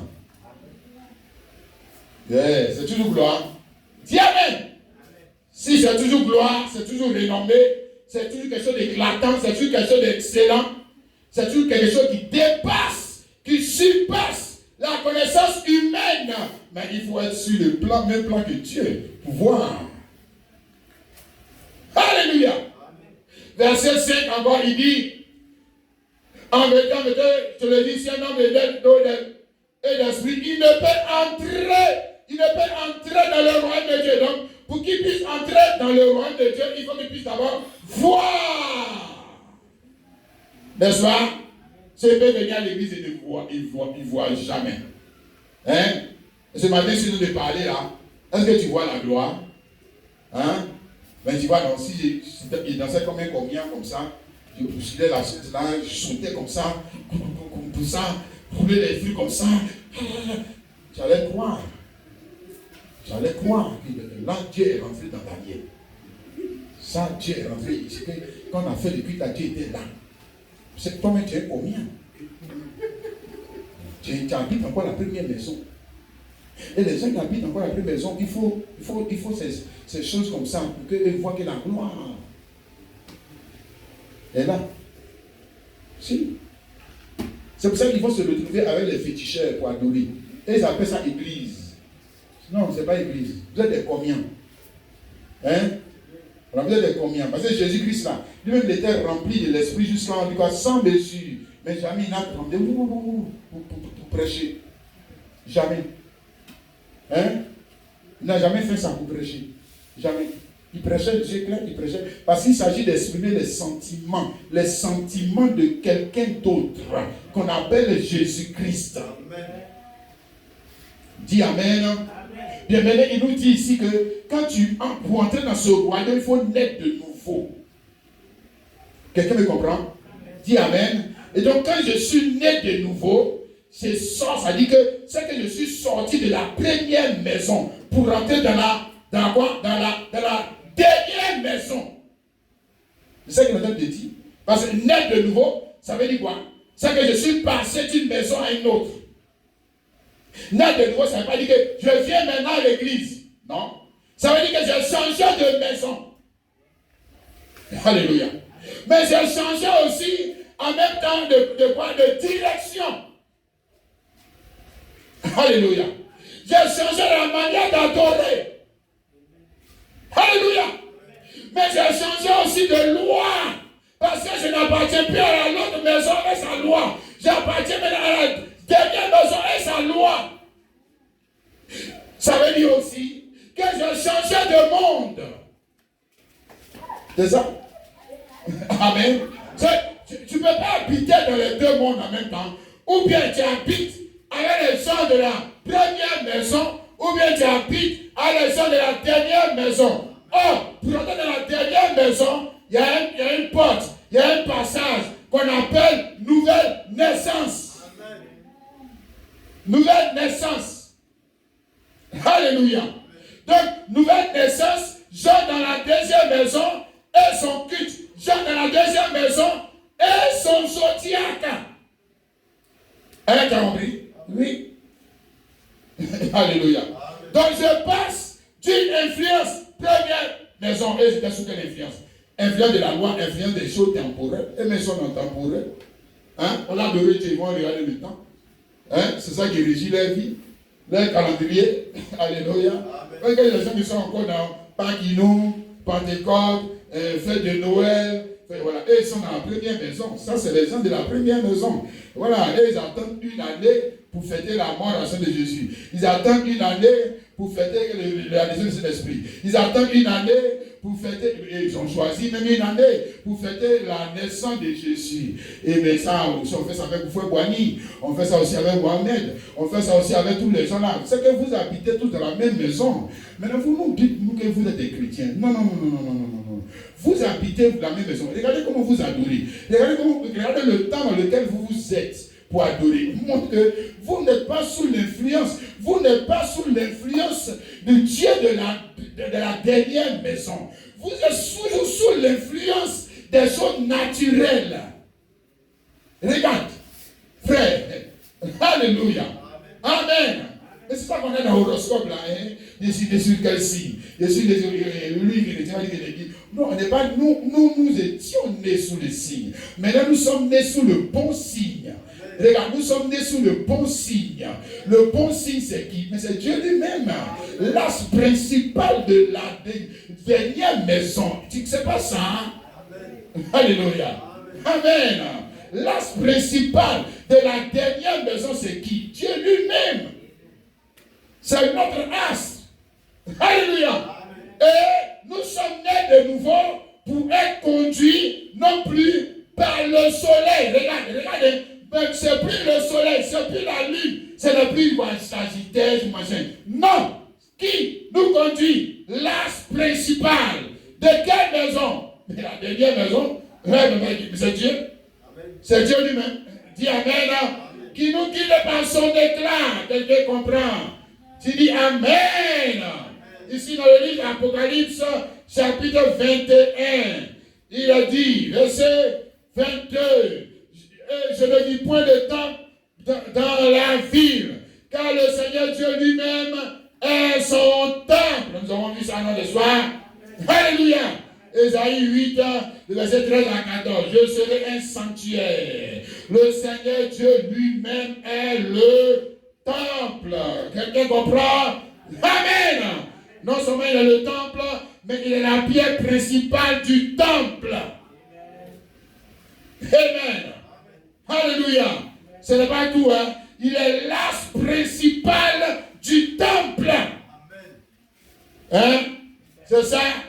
Voilà, la vie n'a besoin ni de soleil, ni de lune pour l'éclairer. La vie là, c'est qui? Ici, c'est façon matérielle. Hein? Ici, c'est expliqué de façon matérielle. Mais on va t'expliquer, non, c'est pas seulement le côté matériel, spiritualiste. spirituelle, la vie spirituelle, c'est qui? C'est l'Église. La vie spirituelle, c'est toi. La demeure de Dieu sur la terre, c'est qui? C'est qui? Hein? C'est qui? Quand me réfléchis. Ah, dis donc. La ville n'a pas besoin de soleil. Mais la ville, là, c'est qui? Lui, il voit qu'on dit ville. Ah, c'est qu'il y a une ville quelque part. Mais d'abord, si dans la terre, la ville est où? La ville, c'est toi. La nouvelle Jérusalem, c'est qui? Hein? Le dernier temple, c'est qui? Ah, tu vois? Bon, ici, Éphésiens, chapitre 2, le verset 19 à 21. Ainsi, donc, vous n'êtes plus des gens, plus des étrangers, ni des gens du dehors, mais vous êtes concitoyens des saints, gens de la maison de Dieu. Alléluia. Et frère, on dit gens de la maison, là, c'est quelle maison? Dernière maison. Gens de la dernière maison de Dieu. Vous n'êtes pas les gens de la première maison de Dieu. Toi qui es en première maison, frère, tu es en danger. Il faut avoir. Parce que la première maison, là, elle sera détruite par Dieu lui-même. Il faut vivre là-bas. Reste là-bas. Et puis prends ton argent pour aller gagner là-bas. Garde là-bas. Garde-toi, tes enfants, tout ça, mets ton trésor là-bas. Tu vas voir. Hein? Ce qui va arriver. Non, nous ne sommes plus concitoyens de l'ancienne maison ou au premier monde. Non. Pourquoi? Parce que le premier monde, Dieu a condamné le premier monde à disparaître. Maintenant, nous sommes quoi? Concitoyens des saints, gens de la maison de Dieu. Vous avez été édifiés sur le fondement des apôtres et des prophètes de Christ. Et pas apôtres et prophètes de l'Ancien Testament. Non. Apôtres et prophètes de Christ. Tu sais ça? Amen. Vous avez été édifiés sur un fondement. Alléluia. Amen. Un fondement qui est un fondement en or précieux. Amen. Un fondement qui a la même gloire, que celui qui est la tête. C'est ça, non? Ouais. Maintenant, on dit, Jésus-Christ lui-même étant la pierre angulaire. De quoi? Mais du temple. De quoi? Mais de cette ville. Oh, alléluia. Et, frère, Jésus-Christ lui-même étant la pierre angulaire. On a vu? Là-bas, cette pierre angulaire, pierre précieuse. Quand on dit pierre angulaire, il ne faut pas voir que c'est pierre caillou que tu se promènes là-bas. Non. Pierre précieuse. Alléluia. Pierre tellement précieuse qu'elle reflète une gloire, comme une étoile qui brille, pour éclairer qui? Les gens de la maison de Dieu. C'est eux qui marchent à cette lumière, hein, on le voit. Les gens de la maison. On voit, comme on dit qu'on voit, qui influence leur vie, quel zodiaque qui influence leur vie, quelle constellation qui influence leur vie, quelle pierre précieuse qui influence leur vie. C'est pas caillou argent, c'est pas bien dollar. Ah, non, c'est ces pierres précieuses qui influencent leur vie. Pourquoi? Parce qu'ils sont les connaisseurs de ce qui a de la valeur, de la gloire. Ouais, c'est pas les Judas Iscariotes qui veulent la pierre précieuse pour prendre les pierres, quoi? Les pierres qui n'ont pas de gloire. Hein? Ça, c'est les Judas, les traîtres que nous avons dans les églises. C'est eux qui font les choses comme ça. Regarde, en lui, tout l'édifice, bien coordonné, s'élève pour être un temple saint dans le Seigneur. Alléluia. On te parle de cette ville, n'est-ce pas? Elle a la même, comment on va dire quoi?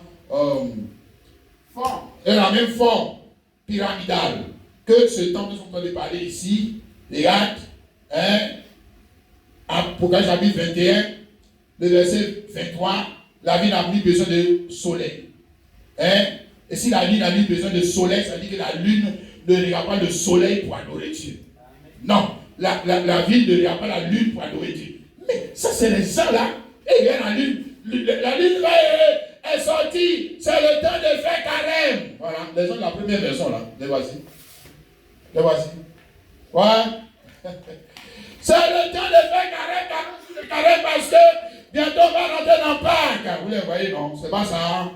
Bientôt on va rentrer en 2024. C'est le temps de jeûner 12 jours. Parce que chaque jour représente un mois. Comme ça, tu as possédé 2024. Et puis, regarde la naque. Maintenant, quand tu rentres maintenant en 2024, ils te disent possède le mois de février. Tu rentres en février, possède le mois de mars. Tu rentres en... Regarde la marque. Je crois que tu avais procédé 2024. Je crois que tu avais procédé 2024, non? Aïe. Et passé. Tu n'as pas dit qu'on avait procédé 2024. Maintenant, on fait encore offrande pour posséder février. Maintenant, on fait encore offrande pour posséder mars. On fait encore offrande pour posséder avril. Chrétiens de la première maison. Vous voyez que les gens sont de jouer avec votre esprit. Sont de jouer avec vous. Regarde. Verset 24. Les nations de cette ville, les concitoyens de cette ville marcheront à sa lumière. Alléluia. Et j'ai dit, il ne faut pas dire marcheront à sa lumière. Donc actuellement, on marche à la lumière du soleil. Comment ça? Aïe. Ah non. Pour adorer Dieu, on marche à la lumière du soleil. Non, je suis désolé. Si c'est comme ça, j'ai compris, je dis que c'est faux. C'est pas vrai. On marche à la lumière de quoi? De cette vie. Ouais, tu sais pas ça? Tu sais pas ça? Si, c'est notre étoile polaire. C'est notre étoile qui nous permet de nous orienter dans la nuit. C'est notre étoile qui nous éclaire. Nous, notre lumière ne vient plus du soleil. Hey, alléluia. Mais surtout des stars de la première maison. Non? Elles n'ont pas d'influence sur notre vie. Quelqu'un qui est né de nouveau, les étoiles de la première maison influencent encore sur sa vie. Les affaires blondies, les je ne sais quoi, tout ça. Il parle là-bas, et toi tu es chrétien, tu reprends sa parole sur ta page Facebook pour balancer. Chrétien, zozo chrétien. Hein? Voilà. Donc tu dis que tu es chrétien. Et puis les gens de la première maison, là, c'est que vous dormez dans la même maison. C'est que toi et puis eux, là, vous êtes encore dans la même maison. Voilà. C'est pour ça que tu les vois. C'est ça. Si tu as changé de maison, comment tu peux encore continuer de voir ces gens-là? Comment tu peux même continuer de les entendre? Comment tu peux continuer de les voir? Ils disparaissent. Les sœurs frères, ils disparaissent. Les gloires vont disparaître. Alléluia. Parce que leur gloire est trop petite devant la gloire de Jésus-Christ. Tu comprends? C'est comme ça que Paul, sur le chemin de Damas, il marchait à la lumière de la première maison. Il est allé prendre des lettres pour le sacrificateur pour aller persécuter les chrétiens. Mais quand la gloire de la dernière maison a brillé, il dit que c'était à midi la vie lumière. Quand il s'est levé de là, le sacrificateur, là, sa gloire est devenue comme de la boue. Paul. Et puis toi, tu dis que tu as gloire. Moi, j'ai vu la vraie gloire. Tu n'as pas gloire. Ce que tu appelles gloire, toi, tu n'as pas gloire. Alléluia. Est-ce que tu comprends ce qu'on essaie de te dire ce matin? Amen. D'ailleurs, il est dit ici, on va gagner du temps. Et Agé chapitre 2, verset 6 à 7, ainsi parle l'Éternel des armées, encore un peu de temps. J'ébranlerai les cieux et la terre, la mer et le sec. J'ébranlerai toutes les nations. Hein? Maintenant, il faut ajouter de quelle maison? De quelle maison? Voilà. Ajoute. Regarde le contexte. Si tu veux, on descend bas, verset 9. La gloire de cette dernière maison sera plus grande que celle de la première. Dit l'Éternel de l'armée, et c'est dans ce lieu que je donnerai la paix. Dans quelle maison il y a la paix? La dernière maison, non? Donc dans l'autre maison, il y a quoi? C'est-à-dire tout ce qui est en dehors de la dernière maison. Donc eux, ils ont quoi? Eux, ils sont dans quoi? Mais il t'a dit ça en haut. Il dit il va les ébranler. Ébranler, ça dit il va les détruire. C'est-à-dire il va les faire disparaître. C'est-à-dire qu'ils sont condamnés à disparaître. Et qu'il y a un seul endroit, frère, où il y a la paix. C'est-à-dire la paix avec lui. La réconciliation avec lui. Toutes les autres maisons et la gloire vont disparaître. C'est lui qui a dit ça. Vont disparaître. Seront détruites. Hein? Tu as vu ça, non? Et nous savons qu'il y a de la gloire sur la terre quand même. On va dire qu'il n'y a pas de gloire. Le diable, dans Luc 4, il a montré la gloire de la première maison à Jésus-Christ. Il a dit que tu vois, toutes ces gloires-là, ça m'a été donné. Et je donne à qui je veux. Je dis, mais moi j'ai fait quoi ça? Moi j'appartiens à la dernière maison. Et notre gloire est plus grande que ce que tu me montres. Moi je vais faire quoi avec ça? Hein? Alléluia. Regarde ce qu'on essaie de dire ce matin. Amen. Amen. Pourquoi il est important de rentrer coûte que coûte dans la dernière maison. Alléluia. Pourquoi il faut pas seulement venir à l'église, comme on dit, je viens à l'église, mais tu dois t'efforcer de rentrer dans la dernière maison parce que c'est le seul endroit où il y a la paix. Hein? Amen. C'est le seul endroit où l'homme ne peut pas être atteint par quoi?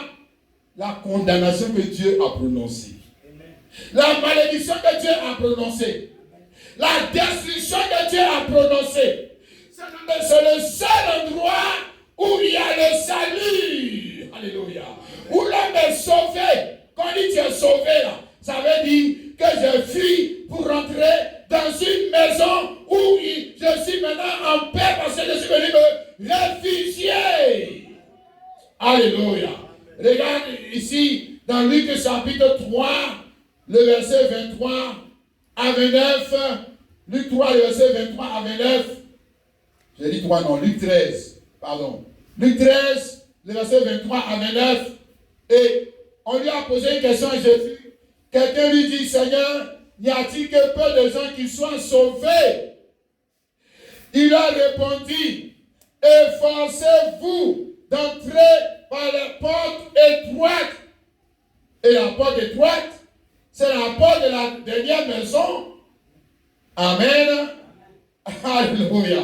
Donc, il est en train de parler ici du salut. À quel moment l'homme est sauvé? Hein? Et il va à l'église, non? Quand il rentre dans la maison de refuge, c'est là qu'il est sauvé. Mais il est sauvé de quoi? Il est sauvé de la condamnation de Dieu. Car Dieu a dit qu'il va détruire tout ce qui est en dehors de la dernière maison. Parce que pour lui, ce n'est pas une gloire qui doit subsister, alors qu'il y a une autre gloire qui est plus grande. Dieu lui-même a créé une gloire qui est plus grande. Alors tout ce qui n'est pas de cette gloire doit être détruit. Les hommes, les églises, l'argent, l'or, alléluia, tous les systèmes terrestres, politiques, économiques, religieux sera détruit.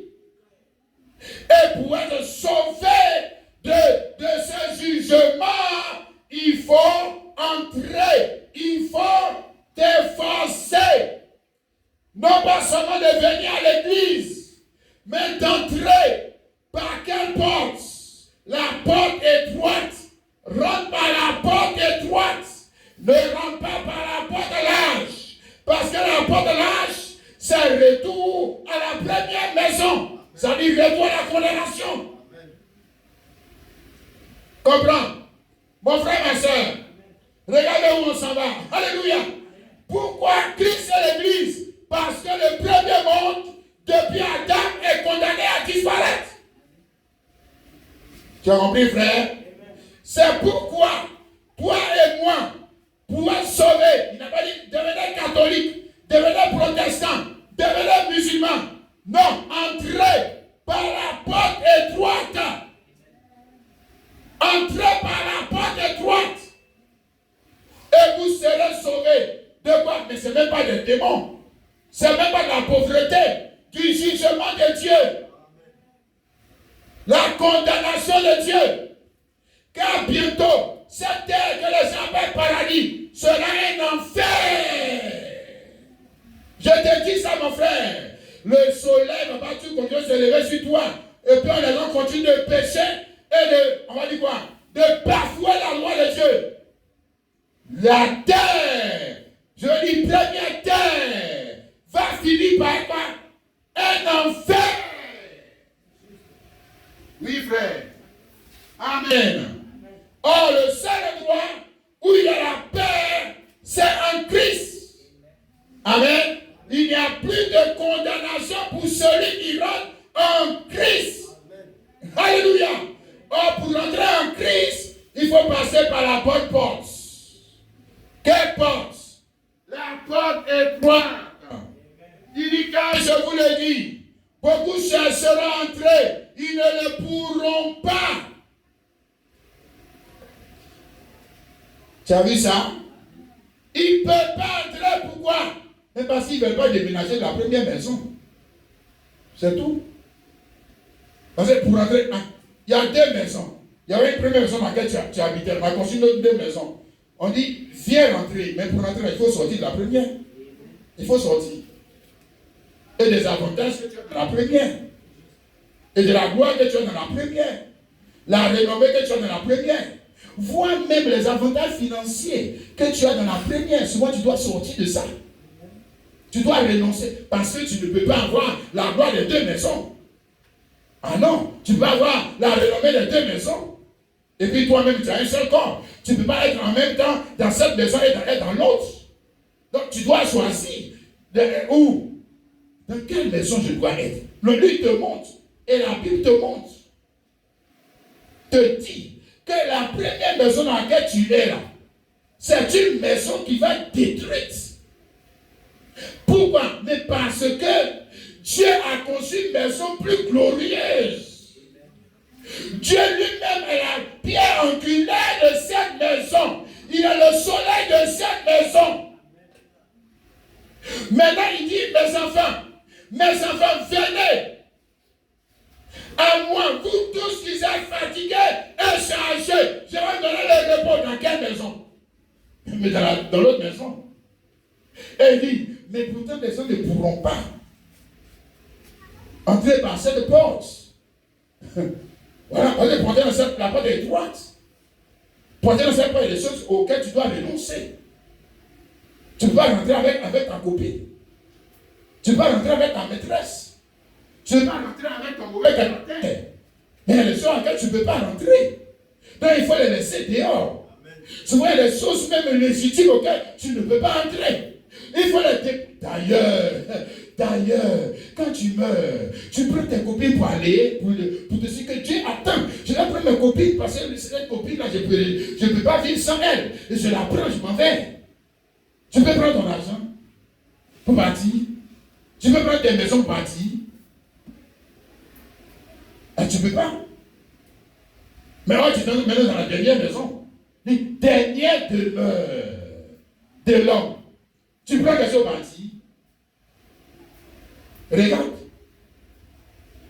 Mais alors nous sommes déjà sur la terre, nous pouvons entrer dans la dernière demeure. Ça, c'est les religieux qui vont maintenant venir, on va prendre prêtre, on va dire que rentre dans la dernière demeure, rentre en paix, grâce au menteur. Frère, c'est maintenant on rentre dans la dernière demeure. Amen. C'est maintenant. Et on nous dit, les gens d'autres ne pourront pas. Quand le maître de la maison se sera levé, aura fermé la porte, et que vous étant resté dehors, vous commencerez à frapper à la porte en disant, Seigneur, Seigneur, ouvre-nous. Il vous répondra, je ne sais d'où vous êtes. Alors vous vous mettrez à dire, nous avons mangé, bu devant toi, tu as enseigné dans nos rues. Il répondra, je vous l'ai dit, je ne sais d'où vous êtes. Retirez-vous de moi, vous tous ouvriers de quoi iniquité. Voilà pourquoi ils ne sont pas rentrés. Voilà pourquoi ils ne sont pas rentrés. Les péchés. Ils aiment le péché plus que Dieu. Voilà pourquoi ils ne sont pas rentrés. Hein? Tu as vu, non? Ils aiment les choses de la... Ils disent qu'ils sont chrétiens, mais ils aiment les choses de la première maison plus que celles de la deuxième maison. Ils sont des menteurs. Hein? Mais ils ne sont pas rentrés. Parce que pour rentrer, c'est comme dans l'arche. J'avais dit, l'arche de Dieu était la dernière maison. Toutes les autres maisons étaient détruites, sauf l'arche. C'était déjà le type. Regarde, pour entrer dans l'arche, il faut abandonner lion. Il faut abandonner tes nombreuses femelles. Tu prends seulement une depuis tu rentres.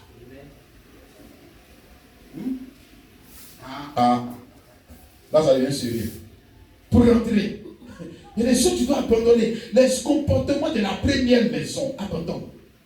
Lion, toi tu dis que tu manges, tu ne peux pas manger les salades, tu ne peux pas manger les herbes. Regarde, la dernière maison, c'est salade on mange. Change de régime. Dis que non. Si c'est église comme ça, vous allez chercher l'église où on enseigne toujours à manger les poulets. Va dans l'église où on mange toujours poulet, tu verras. Il ne faut pas changer de régime. Et les gens ne veulent pas changer. Ils vont dire que même ça dans l'autre église là-bas, ils ne veulent pas qu'on porte pantalon, ils ne veulent pas qu'on porte le rouge à lèvres. C'est des gens il y a des gens qui disent qu'ils veulent aller au ciel. Ils veulent toujours qu'on leur enseigne la gloire de la terre. Pas des gens comme ça. Hein? Et tu as 1000 comme ça. Tu as 1000 comme ça, tu dis que j'ai 1000 membres. 1000 quoi? Des gens qui vont à l'enfer. Tu as 1000 quoi? Et même de tes gars là, on ne va pas aller au ciel. Un seul. Oh, tu parles de quoi? Tu veux aller au ciel avec le comportement de la terre. Tu veux aller au ciel avec l'habillement de la terre. Ces gens-là, je suis sûr que quand on va leur dire, quand Jésus va leur dire, viens prendre la robe éclatante et pure, ici dans le livre d'Apocalypse, et on dit non, il faut faire pour moi un pantalon. Oui, ils vont dire ça à Jésus. Je te dis, mais regardez ce qu'ils sont de le faire. Il faut faire pour moi un pantalon. Il faut faire pour moi un mini-zip. Ils vont dire ça à Jésus. C'est pour ça que Jésus ne va bien faire avec eux là. Il faut rester dehors là. Il ne faut pas venir nous emmerder. C'est ça. Il ne faut pas venir nous emmerder. Ici, Apocalypse chapitre 19, le verset 7. Il dit, réjouissons-nous et soyons dans l'allégresse et dans la gloire, car les noces de l'agneau sont venus et son époux s'est préparé. Il vient de donner se revêtir d'un fin lin éclatant pur, car le fin lin, ce sont les œuvres justes des saints. C'est pas ça. Donc il y a uniforme. Il y a uniforme. Les gens de la dernière maison.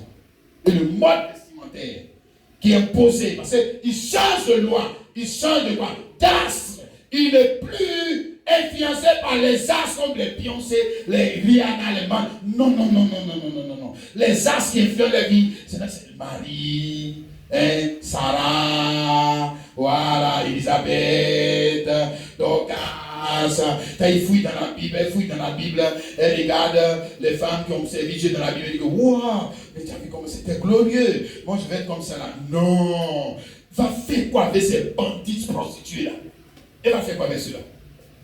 C'est parce qu'elle est dans une nouvelle, mais elle ne voit même pas. Elle ne voit plus. Hein? Le frère, regarde, pourquoi ils ne pourront pas entrer? D'autres ne pourront pas entrer à cause de quoi? Non, Jésus, j'ai prié, j'ai t'ai demandé, tu ne m'as pas donné, je suis fâché. Il ne pourra pas rentrer. Il ne devait plus servir Dieu. Il y a des gens qui ne pourront pas rentrer à cause de futilités. Des futilités. Il ne pourra pas rentrer. Des choses insignifiantes.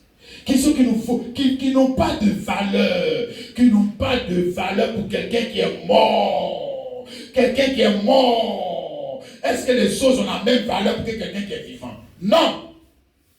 Non. Et s'il est vivant, voilà, il est vivant. Là, les gens de la dernière maison, ils sont morts à tous ces premières maisons. Ils sont morts. Ils sont morts. Regarde, frère, ma soeur, fais bien attention. Il ne faut pas se blaguer. Et chacun n'a qu'à regarder bien dans son cœur.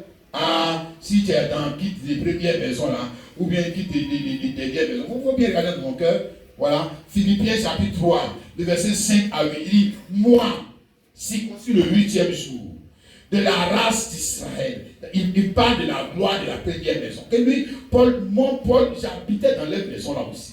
Et dans leur maison là aussi, ce qui est glorieux, c'est que le gars, il est circoncis le 8e jour. Circoncis le 8e jour. Race d'Israël. Mais on dit alors, tribu de Benjamin. Hébreu, on dit ivoirien 100%. Ivoirien, il n'est pas où, hein? Non. De père et de mère. Mais ça, c'est un vrai ivoirien. Ça, c'est un vrai américain. Tu vois, quand il vient prêcher, et puis maintenant, il utilise le nom hébreu. Il y avait chiqué nous. Monsieur contre Dieu. Tu as vu? Mais le gars, ça, c'est l'homme de Dieu qu'il nous faut. Voilà. Paul dit que nous, on a fait ça. Si, Paul dit que nous, on a fait ça. quant à la loi, pharisien, quant aux œuvres, persécuteurs de l'église. Il met son CV, frère, irréprochable à l'égard de la justice de la loi. Mais ces choses qui étaient pour moi des gains, je les ai regardées comme une paix à cause de Christ.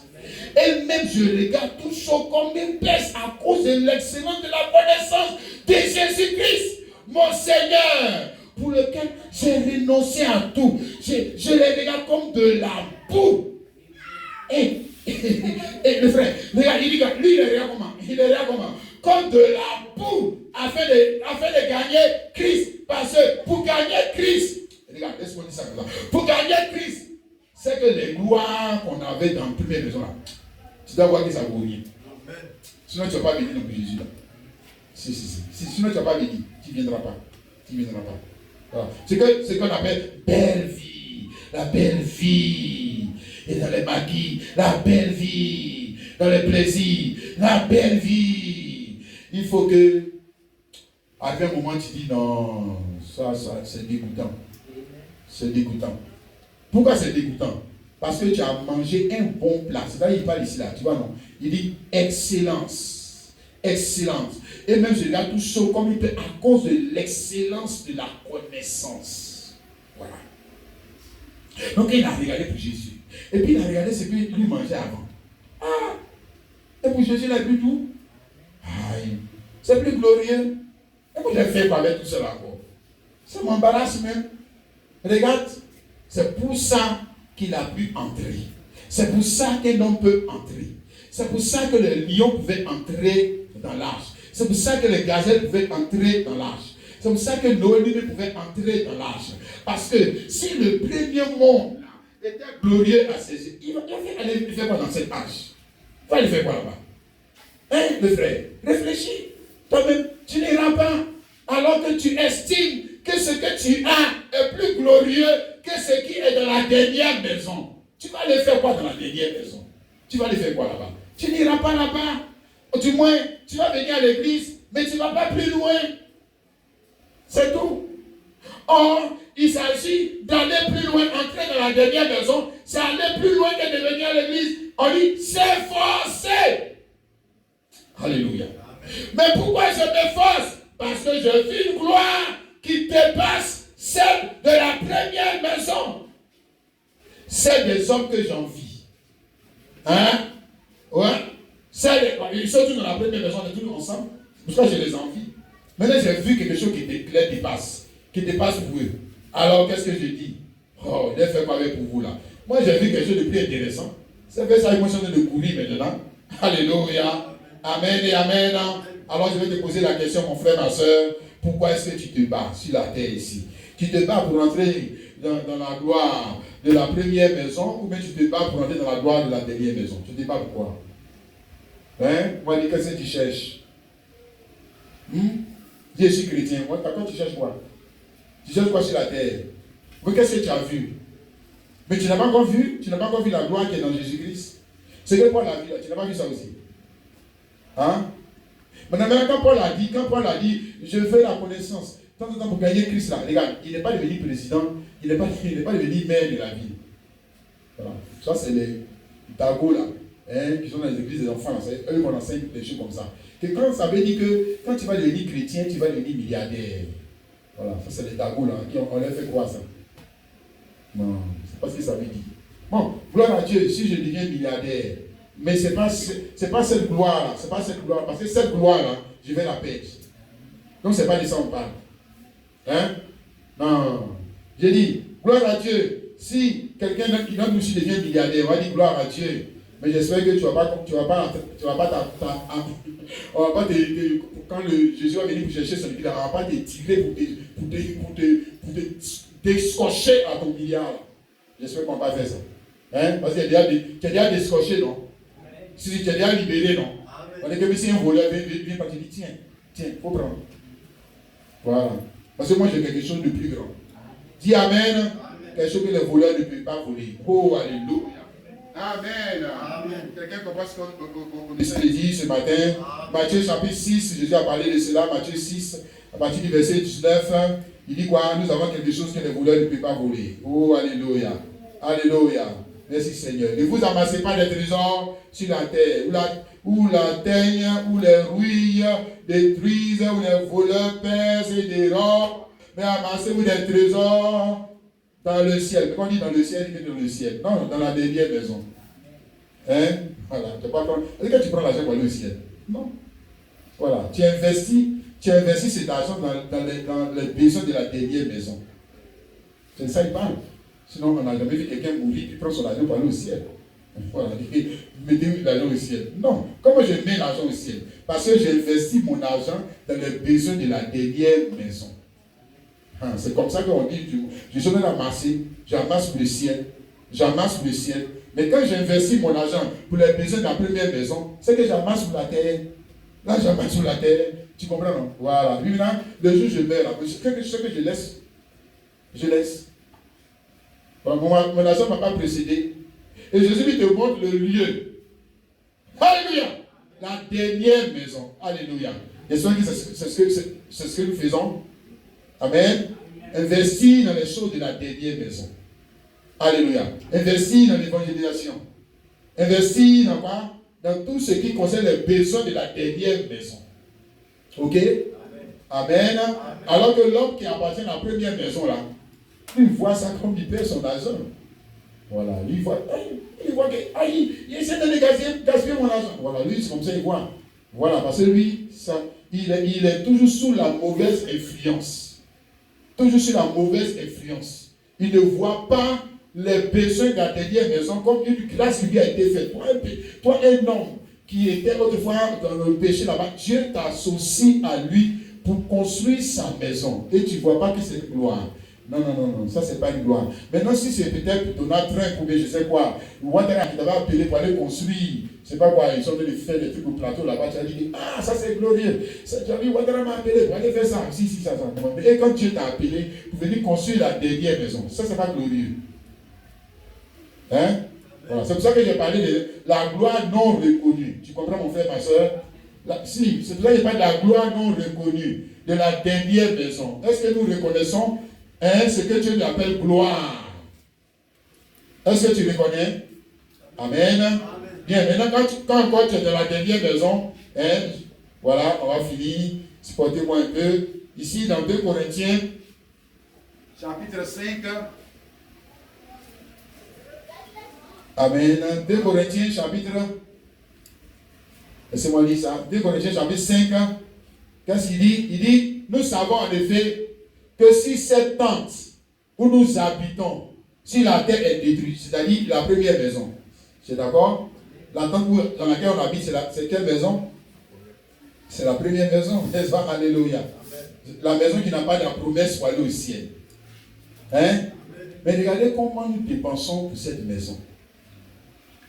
Hein? Regardez comment nous sommes prêts à satisfaire les besoins de. C'est-à-dire que s'il dit, comme vous n'allez pas pécher, c'est ce que tu t'en fais. Regarde-toi. Hein? Et frère, est-ce que Christ est formé en toi?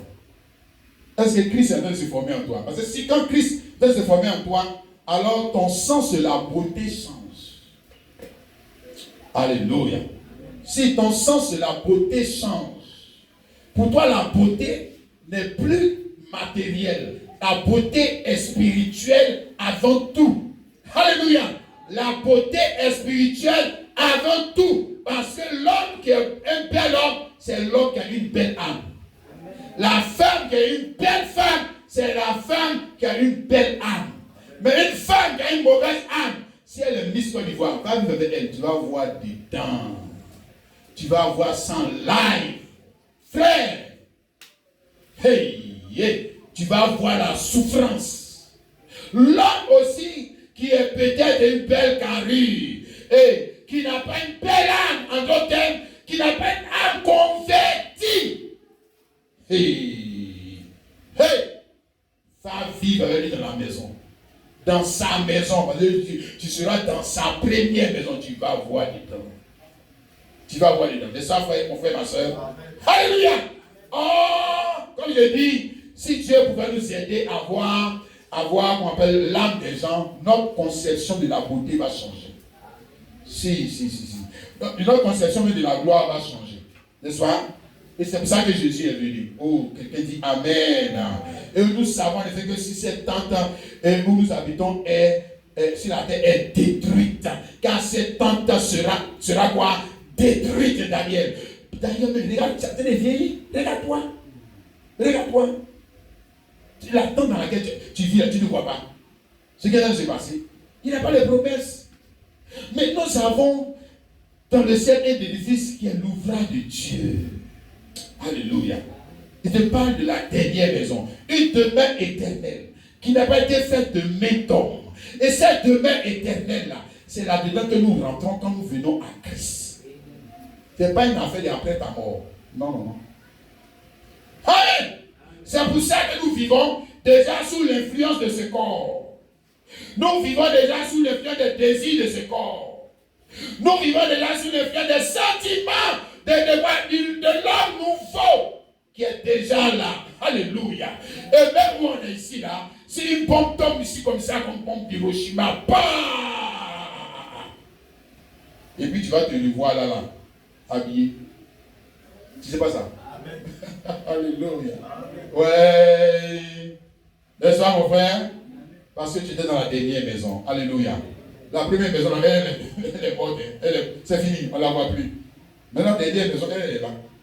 Elle sera là. Mettez une deuxième moment, elle est toujours là. Mettez une troisième moment, elle est toujours là. Pourquoi? Parce qu'elle est là. Elle est quoi? Éternelle. Immortelle.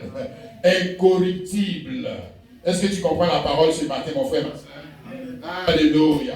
Amen. Maintenant, est-ce que tu peux déménager ce matin? Tu peux changer de maison? Amen. Alors que tu étais dans cette tente, cette vieille tente. Amen. Cette vieille tente avec plein de fissures.